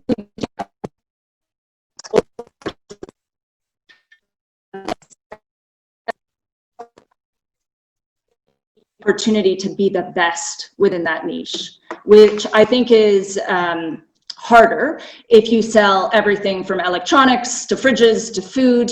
I think it's harder to be the best within a certain area. And if you sell things like pharmaceuticals, such as we do, and products you put on your body, maybe on your baby's body, you really care about the quality. And so being able to ensure that the products are genuine, that they're not counterfeit products, that this is a brand and this is a place you can trust to get those products you need for your health and self-care. I think it's easier to do when you focus on the niche.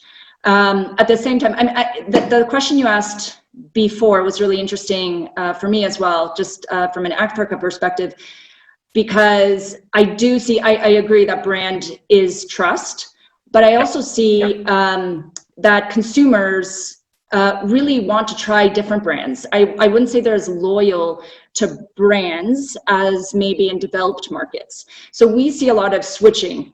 We also see, it's a very price sensitive market. So I think price plays a big role as well. And I think being able to iterate on all those different variables within a subset is, you learn a lot and you can move the business forward faster. Great, thanks, Joanna. So next, I want to throw this question to Daniel. So also that we know the Sky Garden also not only focusing on the e-commerce, but also some very local deliveries, fresh deliveries, those kind of services. And we know that the penetration of those services that increased a lot during the pandemic time. And also this is kind of vertical market that focusing on one or two very important services. And I also want to hear the opinions from you, whether digging into a very vertical market will be ideal for the startups at the very first beginning. Mm-hmm. Yeah, so it's a great question, Richard, and I resonate with actually everyone, everyone's sentiments. It's quite a mixed bag, and you can approach it from a specialization perspective in terms of a key category. So whether you're dealing in FMCG, beauty, etc., etc. And for us, the differentiation has come in the fact that you're able to have multiple categories as opposed to niche ones based on the core model of your business. All right. So if you're heavily centralized or if you're heavily regulated in terms of dealing with pharmaceuticals or fresh produce, anything that's consumed, anything that's perishable, then of course that adds complexity to your model. Now, Sky Garden has been built with the notion of we need to build technology that enables merchants to sell any physical product, okay, not services, any physical product that does not require any level of regulatory approval, okay? So we don't touch anything with pharmaceuticals, we don't touch fresh produce, we don't touch perishables, anything that you need to have a government intermediary, right? Vehicles, land, etc. And by taking this approach, essentially what you're doing is you're building technology that serves a massive base of sellers. And this way you don't necessarily differentiate. It's not, to be honest, my job as a technology provider to discriminate, as long as merchants operate within the guidelines I just mentioned, to discriminate what it is that they sell. Now, this then brings the question, by virtue of not having a warehouse, issues around trust, issues around quality, issues around anti-counterfeit measures, etc., etc., etc. And again, you know, technology is beautiful because you're able to, you know, mold it, you know, with certain ring fencing according to whatever it is that you need. So for a market in Kenya whereby a very, very large base, and when I say Kenya, it translates also to West Africa, etc. A very large base of individuals are self-employed. They're their own entrepreneurs. They will identify a market and a product that they need to serve, and they will have one-on-one relationships with those customers. Pareto principle: 80% of their revenue comes from 20% of their base, etc. What we've done is we've built technology where a merchant who already has relationships with their customers can be able to use our tool to get the benefits of e-commerce. All right. So this helps in terms of now number one, you're tapping into a customer base that is now using an already established point of familiarity to gain revenue from. So if a merchant is sending a customer that I don't have access to a Sky Garden link, all of a sudden they get exposed to our services, our delivery, our fulfillment, etc. And I mean, specialization can come in different forms. There's of course the category bit, there's brands, but there's also of course what profile of merchant is it that you're targeting? Are you dealing only with distributors? Are you looking for informal merchants? Are you looking for one location? Are you looking for a certain merchant who has marketing power to actually use your technology to grow their revenue? But I would say one has to really navigate what are the opportunities, and subsequently what are the barriers, of which personally, which all my co-panelists have mentioned. Fulfillment is a big one, choice is another, but more importantly, we all have to play by the rules. So regulatory practices are something that you generally have to make sure that you navigate. There's a lot of health tech out there, and I'm sure Joanna can attest to this. It's something that's really growing, and particularly in this COVID period, I think everyone within the ecosystem is seeing how they can best leverage tech to from a less physical environment and bring these services closer to the people. Great. Thanks, Daniel. I really enjoyed the discussion, this topic with you guys, but the time is so limited, so we probably only have time to finish one or two questions. And the other question I want to throw it to Nelio. So we've discussed a little bit about the marketing channels and also the content related to e-commerce. We all know that those things are very important. And previously, we can see that the ecosystem are deeply rooted on Facebook, Google, like Shopify, and sometimes we saw that some entrepreneurs start to post their advertisement on TikTok. So, do you think that the content ecosystem will influence a lot in future on the e-commerce market, and how can the new startups to grab those opportunities? Yeah, no, you're touching a very essential point, and e-commerce has been proven that in the last few years, more and more progressively, it has become more and more about social selling, and that's why you have this really increase in influencers model and all of that. Right now, today, if you're starting an e-commerce business or a direct-to-consumer business, or if you even want to sell like whatever t-shirts online, you need to have a very strong social selling marketing program. Otherwise, you pretty much won't sell. Why? Because humans are looking for validation and social proof to other humans. So you need that going on. So what I think the biggest trends are going to come from you guys, actually from China.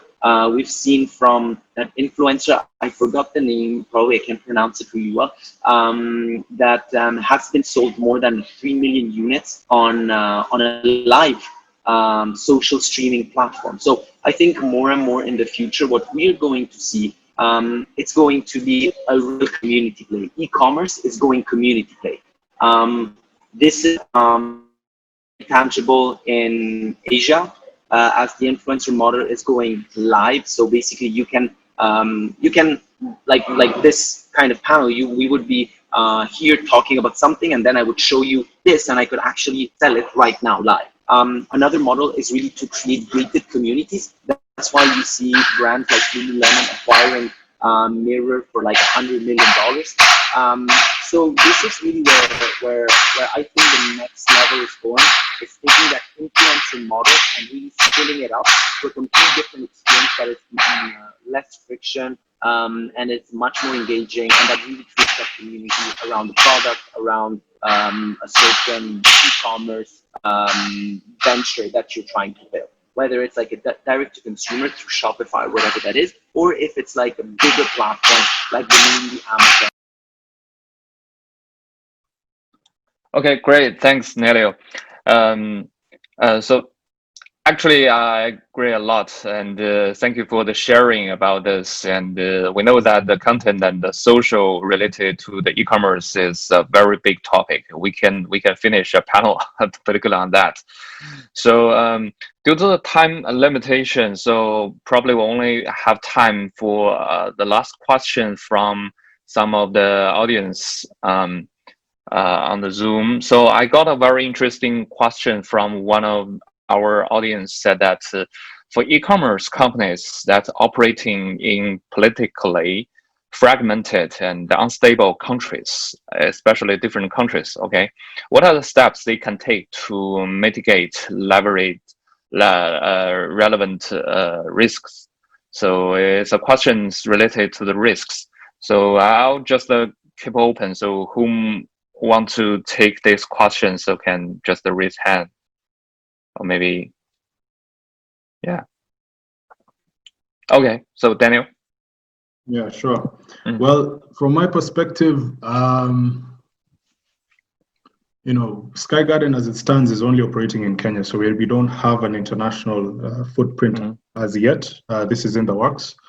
However, within the Kenyan context, we do enjoy a relative form of stability. However, there are times where, you know, during elections, you know, things can be quite tense, you know, and that obviously disrupts the flow of products, the merchant's ability to actually produce, import, and, you know, feed into the supply chain as you would from a digital perspective.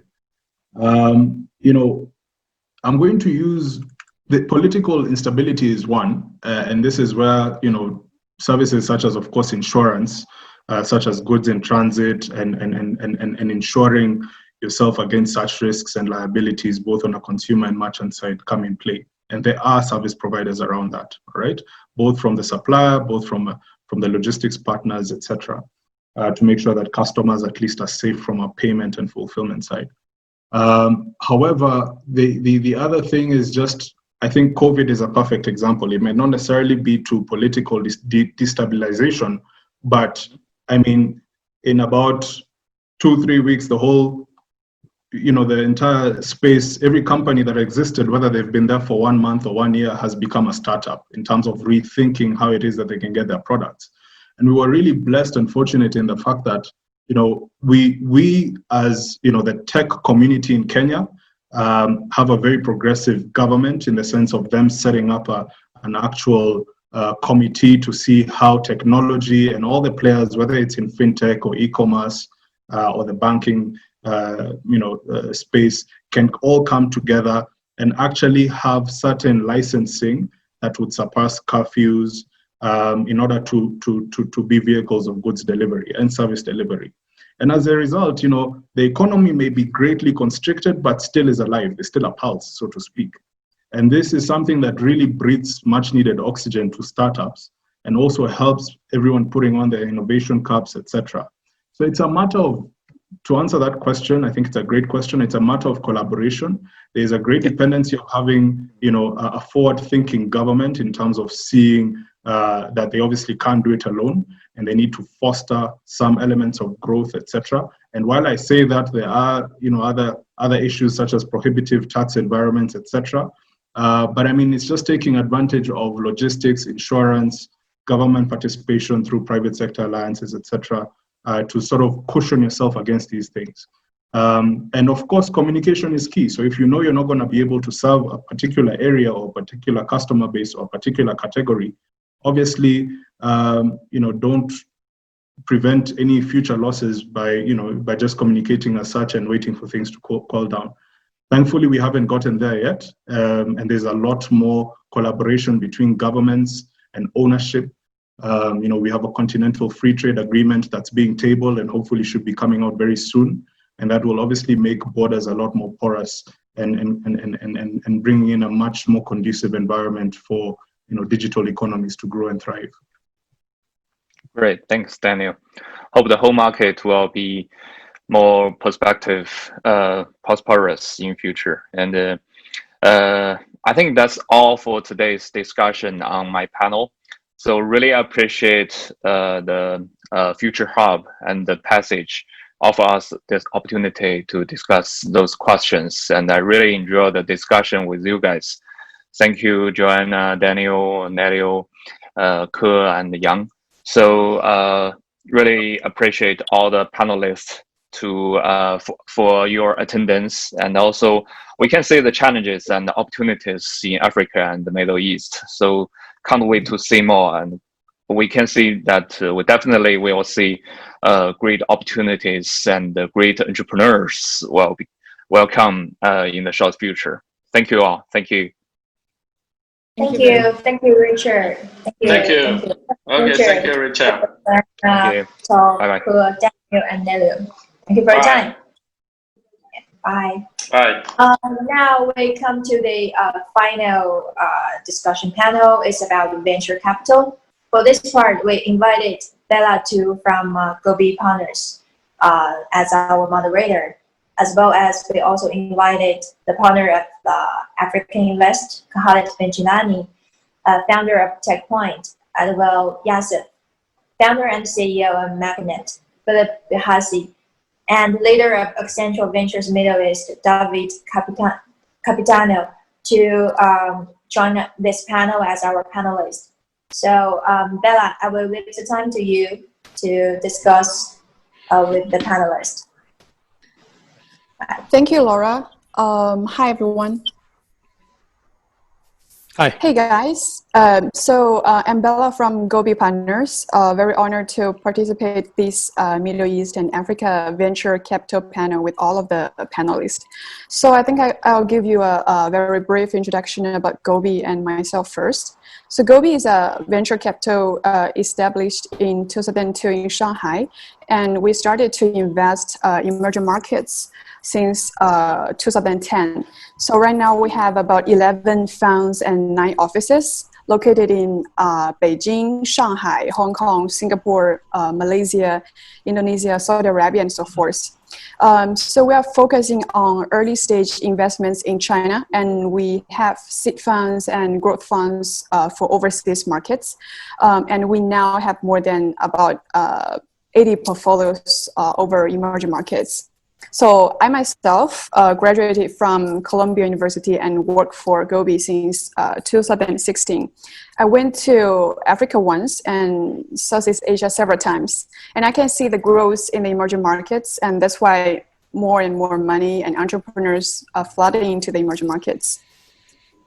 So I'm very looking forward to discussing the interesting topic about opportunities for becoming huge in the Middle East and Africa with all of our panelists. Maybe we can spend several minutes to introduce all of our panelists here, then we will start the conversation. So first, let's welcome Kelt. So Kelt is the senior partner of Africa Invest. Africa Invest is an investment and financial service company who dedicated investment teams focused on Africa. So Kelt, can you give us a brief introduction about yourself? So AfricaInvest, hi everyone first. Thank you, Bella. AfricaInvest is a Pan-African private equity firm and also has a venture capital fund. We invest into mid-cap and small-cap companies, but also into growth stage startups across the continent. We have about 8 offices across the continent in Nairobi, Lagos, Tunis, Cairo, and some of the other, I would say, hubs for economic and financial hubs on the continent. That's in a nutshell. Thank you, Kjeld. So let's move to Edwil. Edwil Youssef is the founder of TechPoint, one of the leading African technology media platform. Edwil, can you briefly introduce yourself? Hi, everyone. My name is Adewale Yusuf.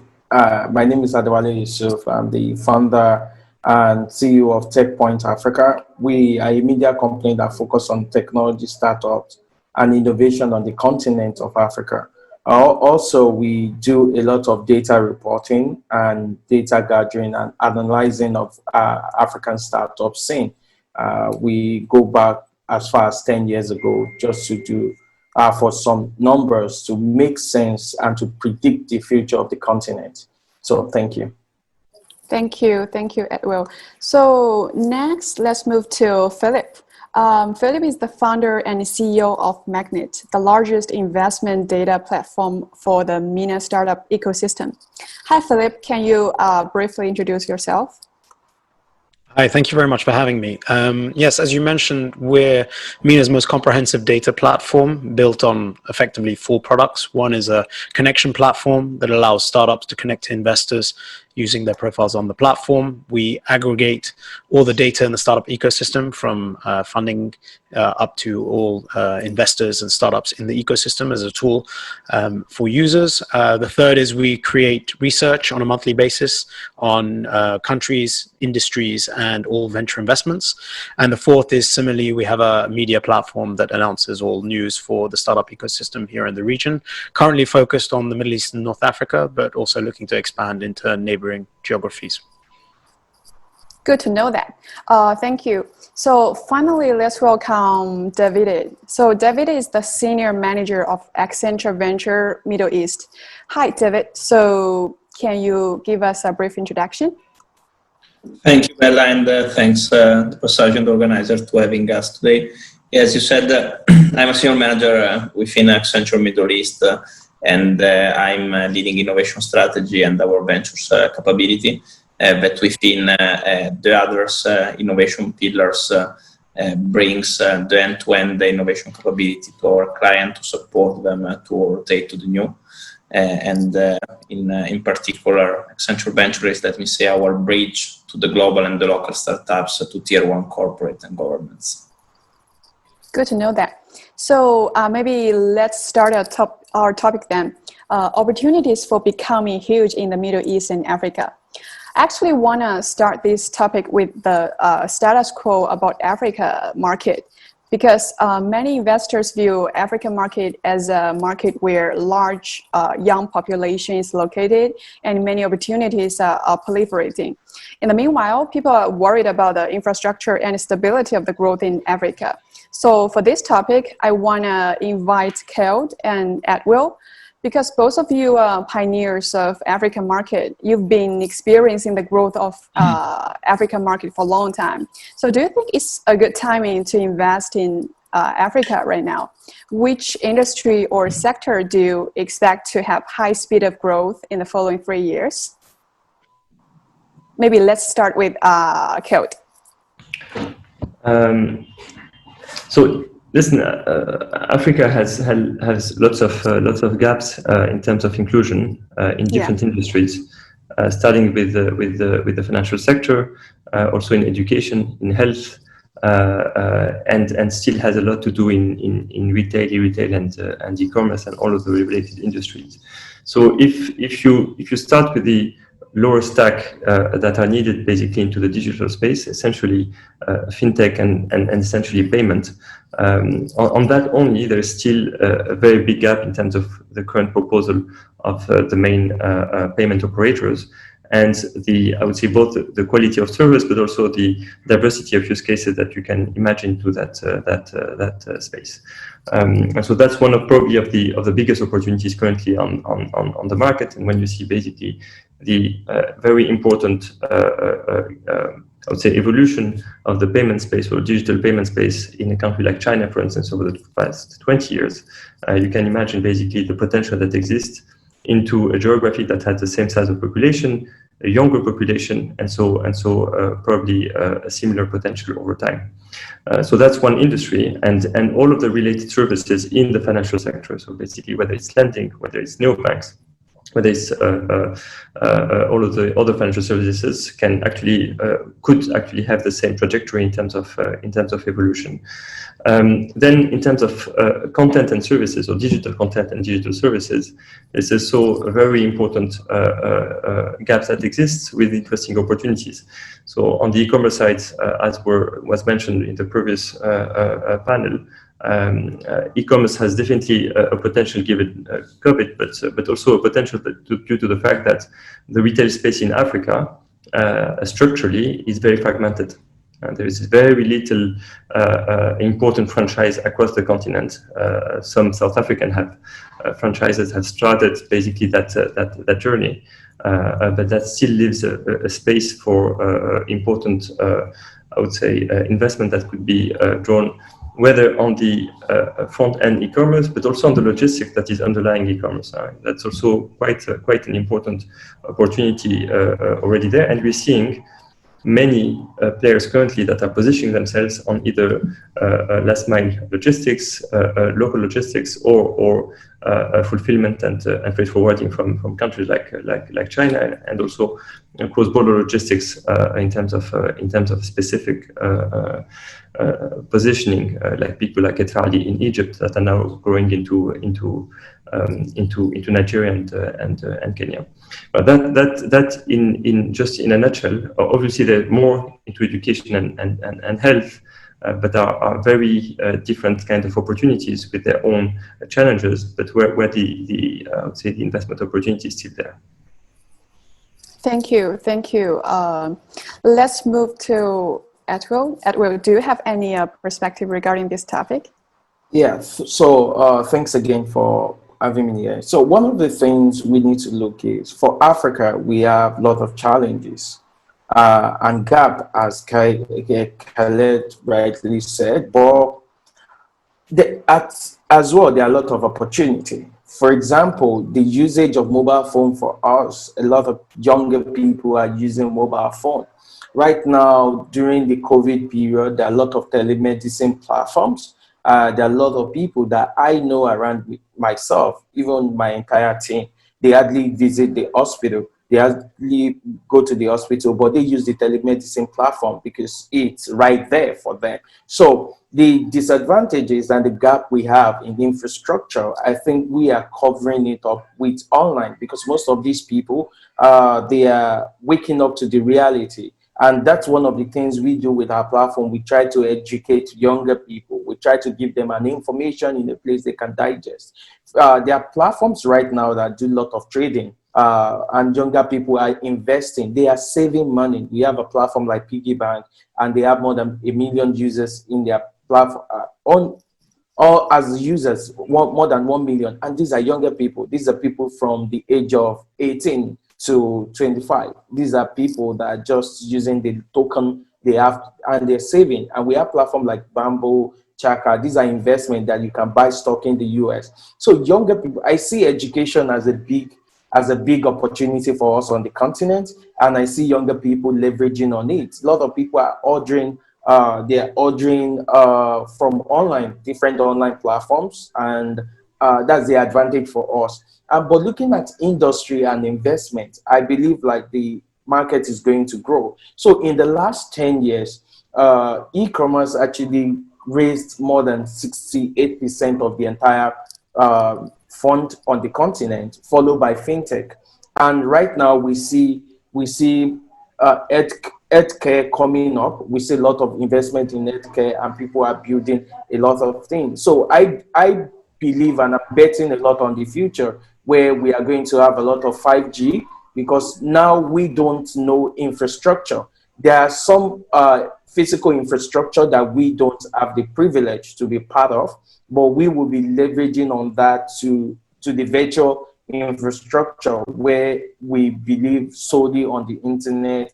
And I see a lot of FinTech, a lot of opportunity coming from FinTech people, because right now FinTech is still more about payment. But in the future, in the near future, FinTech is now going to go beyond payment. They are now going to automate our processes, right? For me, I live in Lagos, Nigeria, and for more than a month, I don't think I have touched any cash, any raw cash in my hand. So those opportunities are there. And when we look at industry, e-commerce has been a thing of the past, because for now we see, I have a theory where I see a lot of payment companies just opening up their API, and someone in a remote village will, a platform like OPay, someone in a remote village will use OPay to order something from China or to order something from any part of the world they want, their makeup, their clothes. So those are the opportunity, because people now go beyond the physical structure they see, and once the logistics which works with e-commerce work. So I see e-commerce has been the thing of the past. We have Jumia and Konga, but for the future, I see a lot of more FinTech are still going to come, but the FinTech are now not going to answer the question of how can I make payment, but they are going to answer the question of how can I get whatever I want at the right time. Then I see a lot of healthcare. I see agriculture as well, because for a country like Nigeria just went through, the government does just the devaluation of the currency now, and I see some other country will do that just to discourage importing, so to encourage people to consume their local products as well. For me, I think for up to a year now, the rice we've been consuming at the house has been local rice. So there are a lot of opportunity like that, and the government is waking up that they need to rescue the economy as well, and they need to encourage local produce. Then I see logistics. I see a lot of industry like this: healthcare, FinTech, logistics, and agriculture. But it just depends on how fast you can get it and how simple you can work.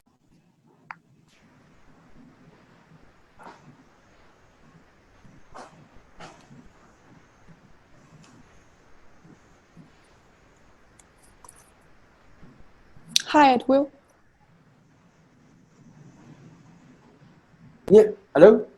Oh, sorry, I just lost you Hello? for several seconds. Hi. Oh, okay. Hi.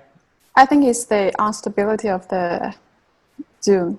Okay, so good. Thank you, Edwill, and thank you, Kel, again. I think both of you give us some very valuable and inspiring information about the industries, about different industries in African market. So let's move to the Middle East. So Davide, so one of the key role of Accenture Venture Middle East is to build a bridge between large companies and startups and spark the transformation between by the connections.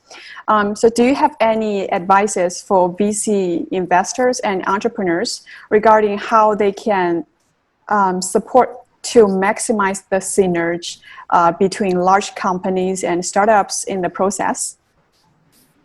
Yes, thank you, Bella. So I really think, and maybe to answer to this, I go back a bit on what Venture Ventures does. But as you said, we act really as a bridge between tier one startups and corporates as well as governments. And basically, why we do this is because from one side we want to innovate how we do serve our clients. But at the same time, we want to give access to small and medium players to companies that for them will be difficult to reach. And how we do this, and how we basically monitor more than 700,000 startups across the globe, and with 9,000 of them are ready to go to market together with our client, is really thanks to an ecosystem. And what I do see in the Middle East is that there's all the players of the ecosystem. So if I think about the investors and entrepreneurs, if I think about the incubator and accelerator that are somehow well established, but at the same time, I don't see a cohesive ecosystem. And we are in cohort as well with Philip and the Magnet friend on discussing how we can bring more together these synergies and play these. And to answer to your question directly, what I do suggest to the VSEM entrepreneur is to don't see just a solo player game, but they really should come together in an ecosystem, whereas Accenture, we aim to orchestrate and to support, because thanks to this and thanks not only to investment, but to incubation, acceleration program, JV, and open innovation program, everybody can win. So a startup can have the possibility to test its solution in a tier 1 corporate. At the same time, the VC and the investors obviously can gain from it, having the valuation of the startup that can grow thanks to that credential. But as well, a last piece of advice, I see as well the VC playing a fundamental role for corporate venture programs that we see booming in Middle East, and a lot of government and corporates across all industry, they want to enter more and more into game, and we do see this possibility as well for investors and CVC. Thank you. I think it's very interesting to know what kind of service Accenture Ventures can provide to us. So another topic is about overseas investment for Africa and both Middle East market, because we see a lot of money and entrepreneurs from other countries flood into Africa and Middle East these years. So Philip and Edwell, so both of you are overseeing and participating those markets as an ecosystem player. You have many data and you talked with many players from all over the world. So what kind of impact will it have on the local venture capital ecosystem? So maybe let's start with Philip. Sure. You mean what impact international funds in the region has? And also entrepreneurs. Yeah. So I think it's very important for different reasons. Number one is the intellectual capital that international investors and or entrepreneurs are able to bring to the region. It's a very nascent ecosystem here. Having said that, it's been around for about 10 years. And all the people on this call can probably advocate for the fact that talent is the core element of any successful startup and ecosystem. So for us to be able to learn, whether it's investors learning from international counterparts, or even as founders being able to connect with other founders or staff that work at more established entities coming to the region, is extremely important. From a purely capital perspective, we've definitely seen an increased interest of international money in the region. I think there has been historically a little bit of risk averseness because of the geopolitical situation here, and it's always raised some eyebrows. People tend to sometimes forget that while the Middle East sounds like it's always full of oil and cash, that's in certain pockets. And for a population of around 380 million, broken down by 17, 18 geographies, from a startup venture perspective, scale, which is the name of the game, is a challenge. And being able to scale into multiple geographies to be interesting for international venture is something that has taken a time to build. However, we've already seen success stories in the region now. Souk being acquired by Amazon. We just had the recent acquisition of Careem by Uber. So you've definitely seen more international awareness and interest in the region, but more is required for it to continue to grow, as well as putting responsibility on the founders in the region to have more regional, if not international, outlooks. And one of the things that I will kind of end on that point is that this year we just released our report for we released it for H1 2020, and what we saw is that 30% of investors are coming from outside of the region, which continues to grow, and that we are seeing more Southeast Asian investors interested in MENA, specifically from China, that are also interested in Africa and see the Middle East as the gateway to the continents. So it's definitely growing. It'll be interesting to see how the impact of COVID-19 whether it dampens or accelerates that interest for the region, but it has definitely been accelerating over the last couple of years. Yeah, thank you, Philip. Edwell, do you have any opinions? Yes. So for me, I think so. In the last, let me start with this. In the last 10 years, the investment that we've received in West Africa been, I mean, they close to $2 billion US that some of these startups have raised. More than 70% of them came from outside the continent. The only big player, major player that is playing on the continent that is from the continent is actually NASPA in South Africa. So NASPA invests a lot, and I think out of the 30% remaining, NASPA will own more than 20% share of that market. So definitely the continent and the region, which is West Africa, most of the investment depends on that. I have no, for Middle East, I don't have much experience in that. So I will be talking on West Africa. For us, it's very important, beyond the funds, a partnership as well. I see a lot of players coming to the continent, and one of the major channels that we've seen a lot of growth has been through Y Combinator. Y Combinator, and some of the other people follow through investment in Y Combinator. So now it's a major thing for lots of startups on the continent to just go through Y Combinator. So with that said, in the space of funding, we've seen some companies like Paystack, we've seen some companies like Flutterwave that have been able to go beyond just the funding from the international market to talent. And we see some of the international entrepreneurs coming to the continent to actually partner with the local entrepreneur to build something as well. So the most important word I have seen from this is partnership, is from the big player to the other player. However, I've seen, I was in a conference in 2018 in Paris, France, and I saw an entrepreneur trying to play in the market. Most of the information, a lot of this international market really are very wrong, because you just think, oh, Africa is this a place where I can just go and take the opportunity without due diligence and lot of planning.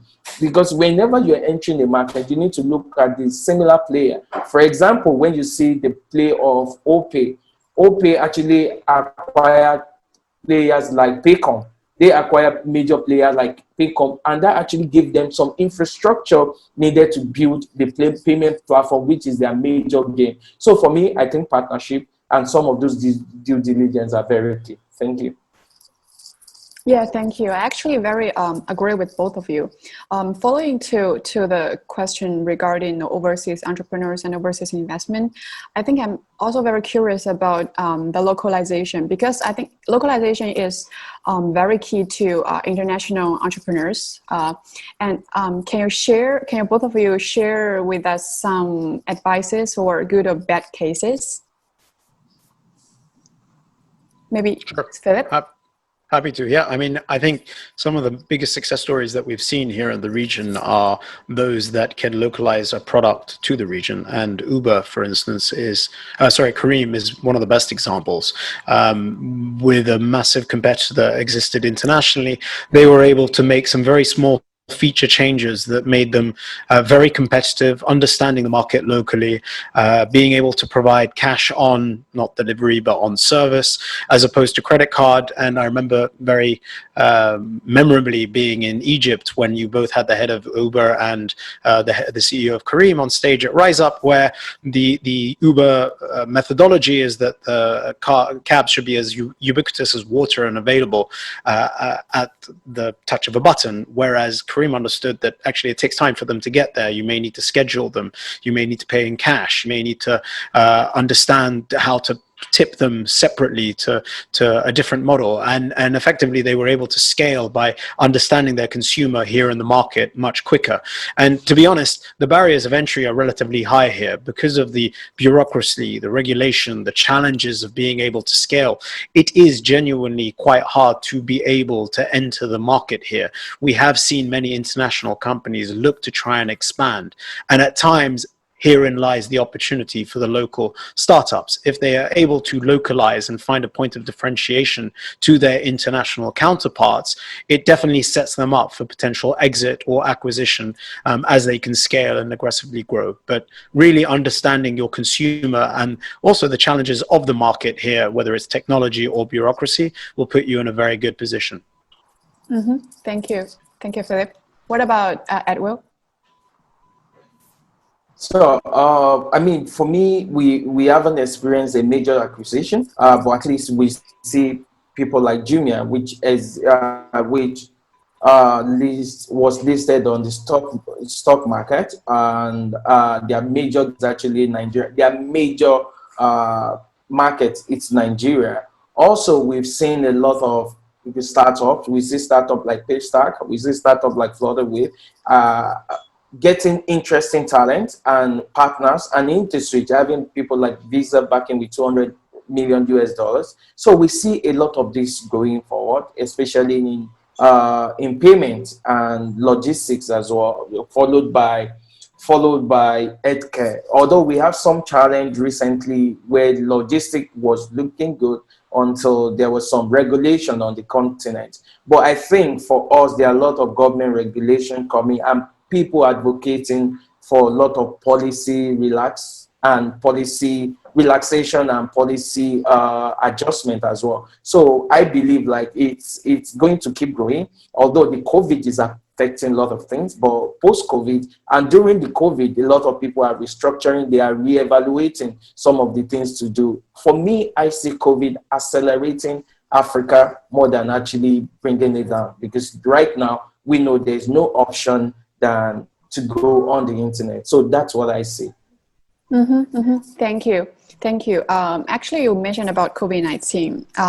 Actually, my next question is about COVID-19, because COVID-19 has been discussed frequently for the investors and both for entrepreneurs.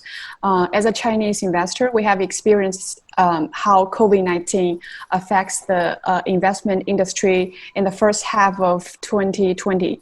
So I'm actually very curious about what kind of short-term or long-term effects do you think COVID-19 will have on venture capital industry in Africa or in the Middle East market? Can we start this question with Keld? I think it's too early to know the long-term consequences, but I think we can see already some of the trends. But I think there has been obviously sad consequences from a health standpoint, but interesting consequences maybe from a regulatory and legal standpoint. In most countries in the past, African countries, at least in the past 3 months, e-government has been just a theory, but transformed into fact. The fact that people had to sign things at local offices of the government is not anymore something that is doable. And so there is an acceleration, I would say, into making what used to be bureaucratic processes linear, and a better use of digital technologies in several countries, whether it's for company creation, whether it's actually to make most of the legal and regulatory requirements that we need to have for companies, specifically at the time where basically most companies needed to declare the annual account, pay taxes, and so we've seen quick adaptation, and I think that should end up, and I think Philip was saying this, we are unfortunately in regions where regulation is one of the hurdles basically to creating and growing a business, and so we absolutely need better e-gov services, and this is happening at least right now. The other thing is that we see a change in habit, despite lack of essential services like payment or like digital payment in several countries. I think we've seen, I would say, adaptation of evolving needs, or acceleration of those needs, specifically on e-commerce and digital services. Digital content is growing. currently in Africa. Whether it's a pure content like operators like Boomplay, that has a very strong growth and traction over the past 3 months, but even before, or whether it is on other services, including on mobility and ride hailing. We've seen small countries that's been starting to have actually new services that's been proposed as an alternative to mass transportation, and that's also, I think, a consequence of COVID. That's very true, I think. So what about Middle East, Philip? So I think, as Khaled said, I mean, effectively, I think it's too early to tell the real impact of COVID-19. I wrote in the foreword of our report that effectively it takes 9 months to 12 months to fundraise. So the reality is that we had a record Q1 at the beginning of this year. Most of those deals would have already been agreed, signed, and stamped probably in the first couple of months of this year already, without the COVID impact really kicking in. Where it is more interesting is actually what has transpired as a potential change. We saw a 34% drop in the number of startups that went through accelerator programs. Clearly, you can't be holding offline events, and the idea of doing online virtual accelerators hasn't really taken off. That may lead to a consequence of a lack of deal flow in 12 to 18 months in certain cases. We have seen a flight towards later stage investments. The total amount of investments that took place this year was about 659 million of disclosed funding. However, the total number of deals has dropped compared to last year, which kind of reflects that investors, while going out and publicly stating that they're open for business, have tended to make more sizable investment bets in established companies and founders that they believe can navigate the current crisis, as opposed to earlier stage, riskier investments that they're not quite sure about until they can see the full impacts of COVID-19 come into fruition. Another play is that ultimately by geography in the region, things have differed widely. Saudi Arabia, coming from a very low base in the last couple of years, has continued to accelerate because they have the funds of the government policies to invest in this space.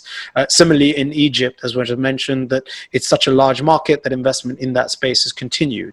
But you've seen other geographies like Lebanon see a 78% complete demolition of venture investments because of the social crisis and economic crisis that exists, as well as a drop in Jordan. So you're really seeing different things happening across the region, but overall, I would still look to see what happens by end of year, where the real impact of COVID-19 will come to fruition. As we actually published a separate report with INSEAD, where exits as well as fundraising has been delayed for about 60% of startups that were surveyed, because they rather try and move towards profitability than raise at dampened valuations. So I think, as I mentioned, we'll have to wait and see end of year how the true impact has happened. Just a caveat to that there are clearly also opportunities with startups in specific industries, whether that's healthcare, education, food and beverage, certain logistics companies that have seen opportunistic investing in that space, but those are kind of the exceptions rather than the norm. Thank you. Actually, we're experiencing similar pattern in China also. So actually, some of the companies had a very hard time, but actually more and more entrepreneurs and investors are focusing more industries which are positively affected by the COVID-19. So there are actually some opportunities rising up. So hopefully things will get better all around the world, I think. So finally, let's close this panel with the topic of innovation. So innovation is a key word for most of the VCs, both globally and regionally in the Middle East. So, so how do you see the imbalanced innovation trend across different key markets and different industries in the region? For this topic, I want to invite David. So you have a lot of experience regarding innovation strategy and venture efforts in the Middle East. Can you share us with some perspective regarding this topic? Thank you, Bella. And I think, as you said, starting from your question, I think on top of being a keyword, sometimes as well a buzzword that everybody and talking with our client, everybody want to be the most innovative in their industry, the most innovative on doing things and following the lead like Amazon and Google, but let me say, bring down this definition and how we define innovation at Accenture. For us, is a new way of doing things that add value. So it's not at the end just, let me say, inventing something new that doesn't exist today, also because it's quite difficult given the times and everything has been invented, but more on solving pain points and looking at new opportunities thanks to innovation and thanks to the startup world. Every year, as part, let me say, of our innovation capability and Accenture research, we do basically publish an innovation maturity for Middle East. And what is very interesting is that just at the beginning of this year, so again pre-COVID, 71% of the executive that we interviewed in the region, more than 200 between Saudi Arabia and the UAE, of all government and tier one corporates, were absolutely not confident of where they was standing in terms of future disruption. But at the same time, 85% of them declared that they was investing less than 25% of their investment was for innovation, and 79% of them was not seeing a growth of that. But I think, as Khaled and Adwell discussed before, and we saw a bit the same things in Middle East, and looking at it from a global perspective, is just a few weeks back, the interview of Satya, the CEO of Microsoft, that basically said that 2 years of the digital transformation happened in only 2 months. And what we are seeing in Middle East is a bit the same story. So from the beginning of COVID, we saw an incredible acceleration of mainly governments, I will say, with Saudi Arabia on the edge, of investing in innovation, on investing in capabilities that can bridge them with the local and the global startup ecosystem. So I think that, again, forgetting the bad moments, this can be an opportunity as well for startup and VC. I think so. I totally agree with you. I think that's all for today for our topic. Very enjoying discussing this topic with all of the panelists. So thanks everyone. Thank you, Khaled. Thank you, Philip. Thank you, Adwell and David. Let's head to Laura. Hi, thanks, Bella. Thank you. Thanks for your sharing and your time. Thanks again for all the moderators, panelists, and the host, the Passage, and our media partner, including TechPoint from Nigeria and Win Media from Kenya. To the participants and audiences today, really appreciate for your time to stay with us for the whole afternoon. Before we end, let me maybe take a minute to do a brief introduction about Future Hub. Future Hub 飞城创新 is an incubator and early stage investor focused on African continent, which is backed by Challenger Holdings. And we provide seed fundings, mentorship, strategic resources to enable the growth of tech startups. So if you do have a tech startups focused on Africa, or maybe you plan to expand to Africa, please feel free to contact us through our official website or LinkedIn. Great.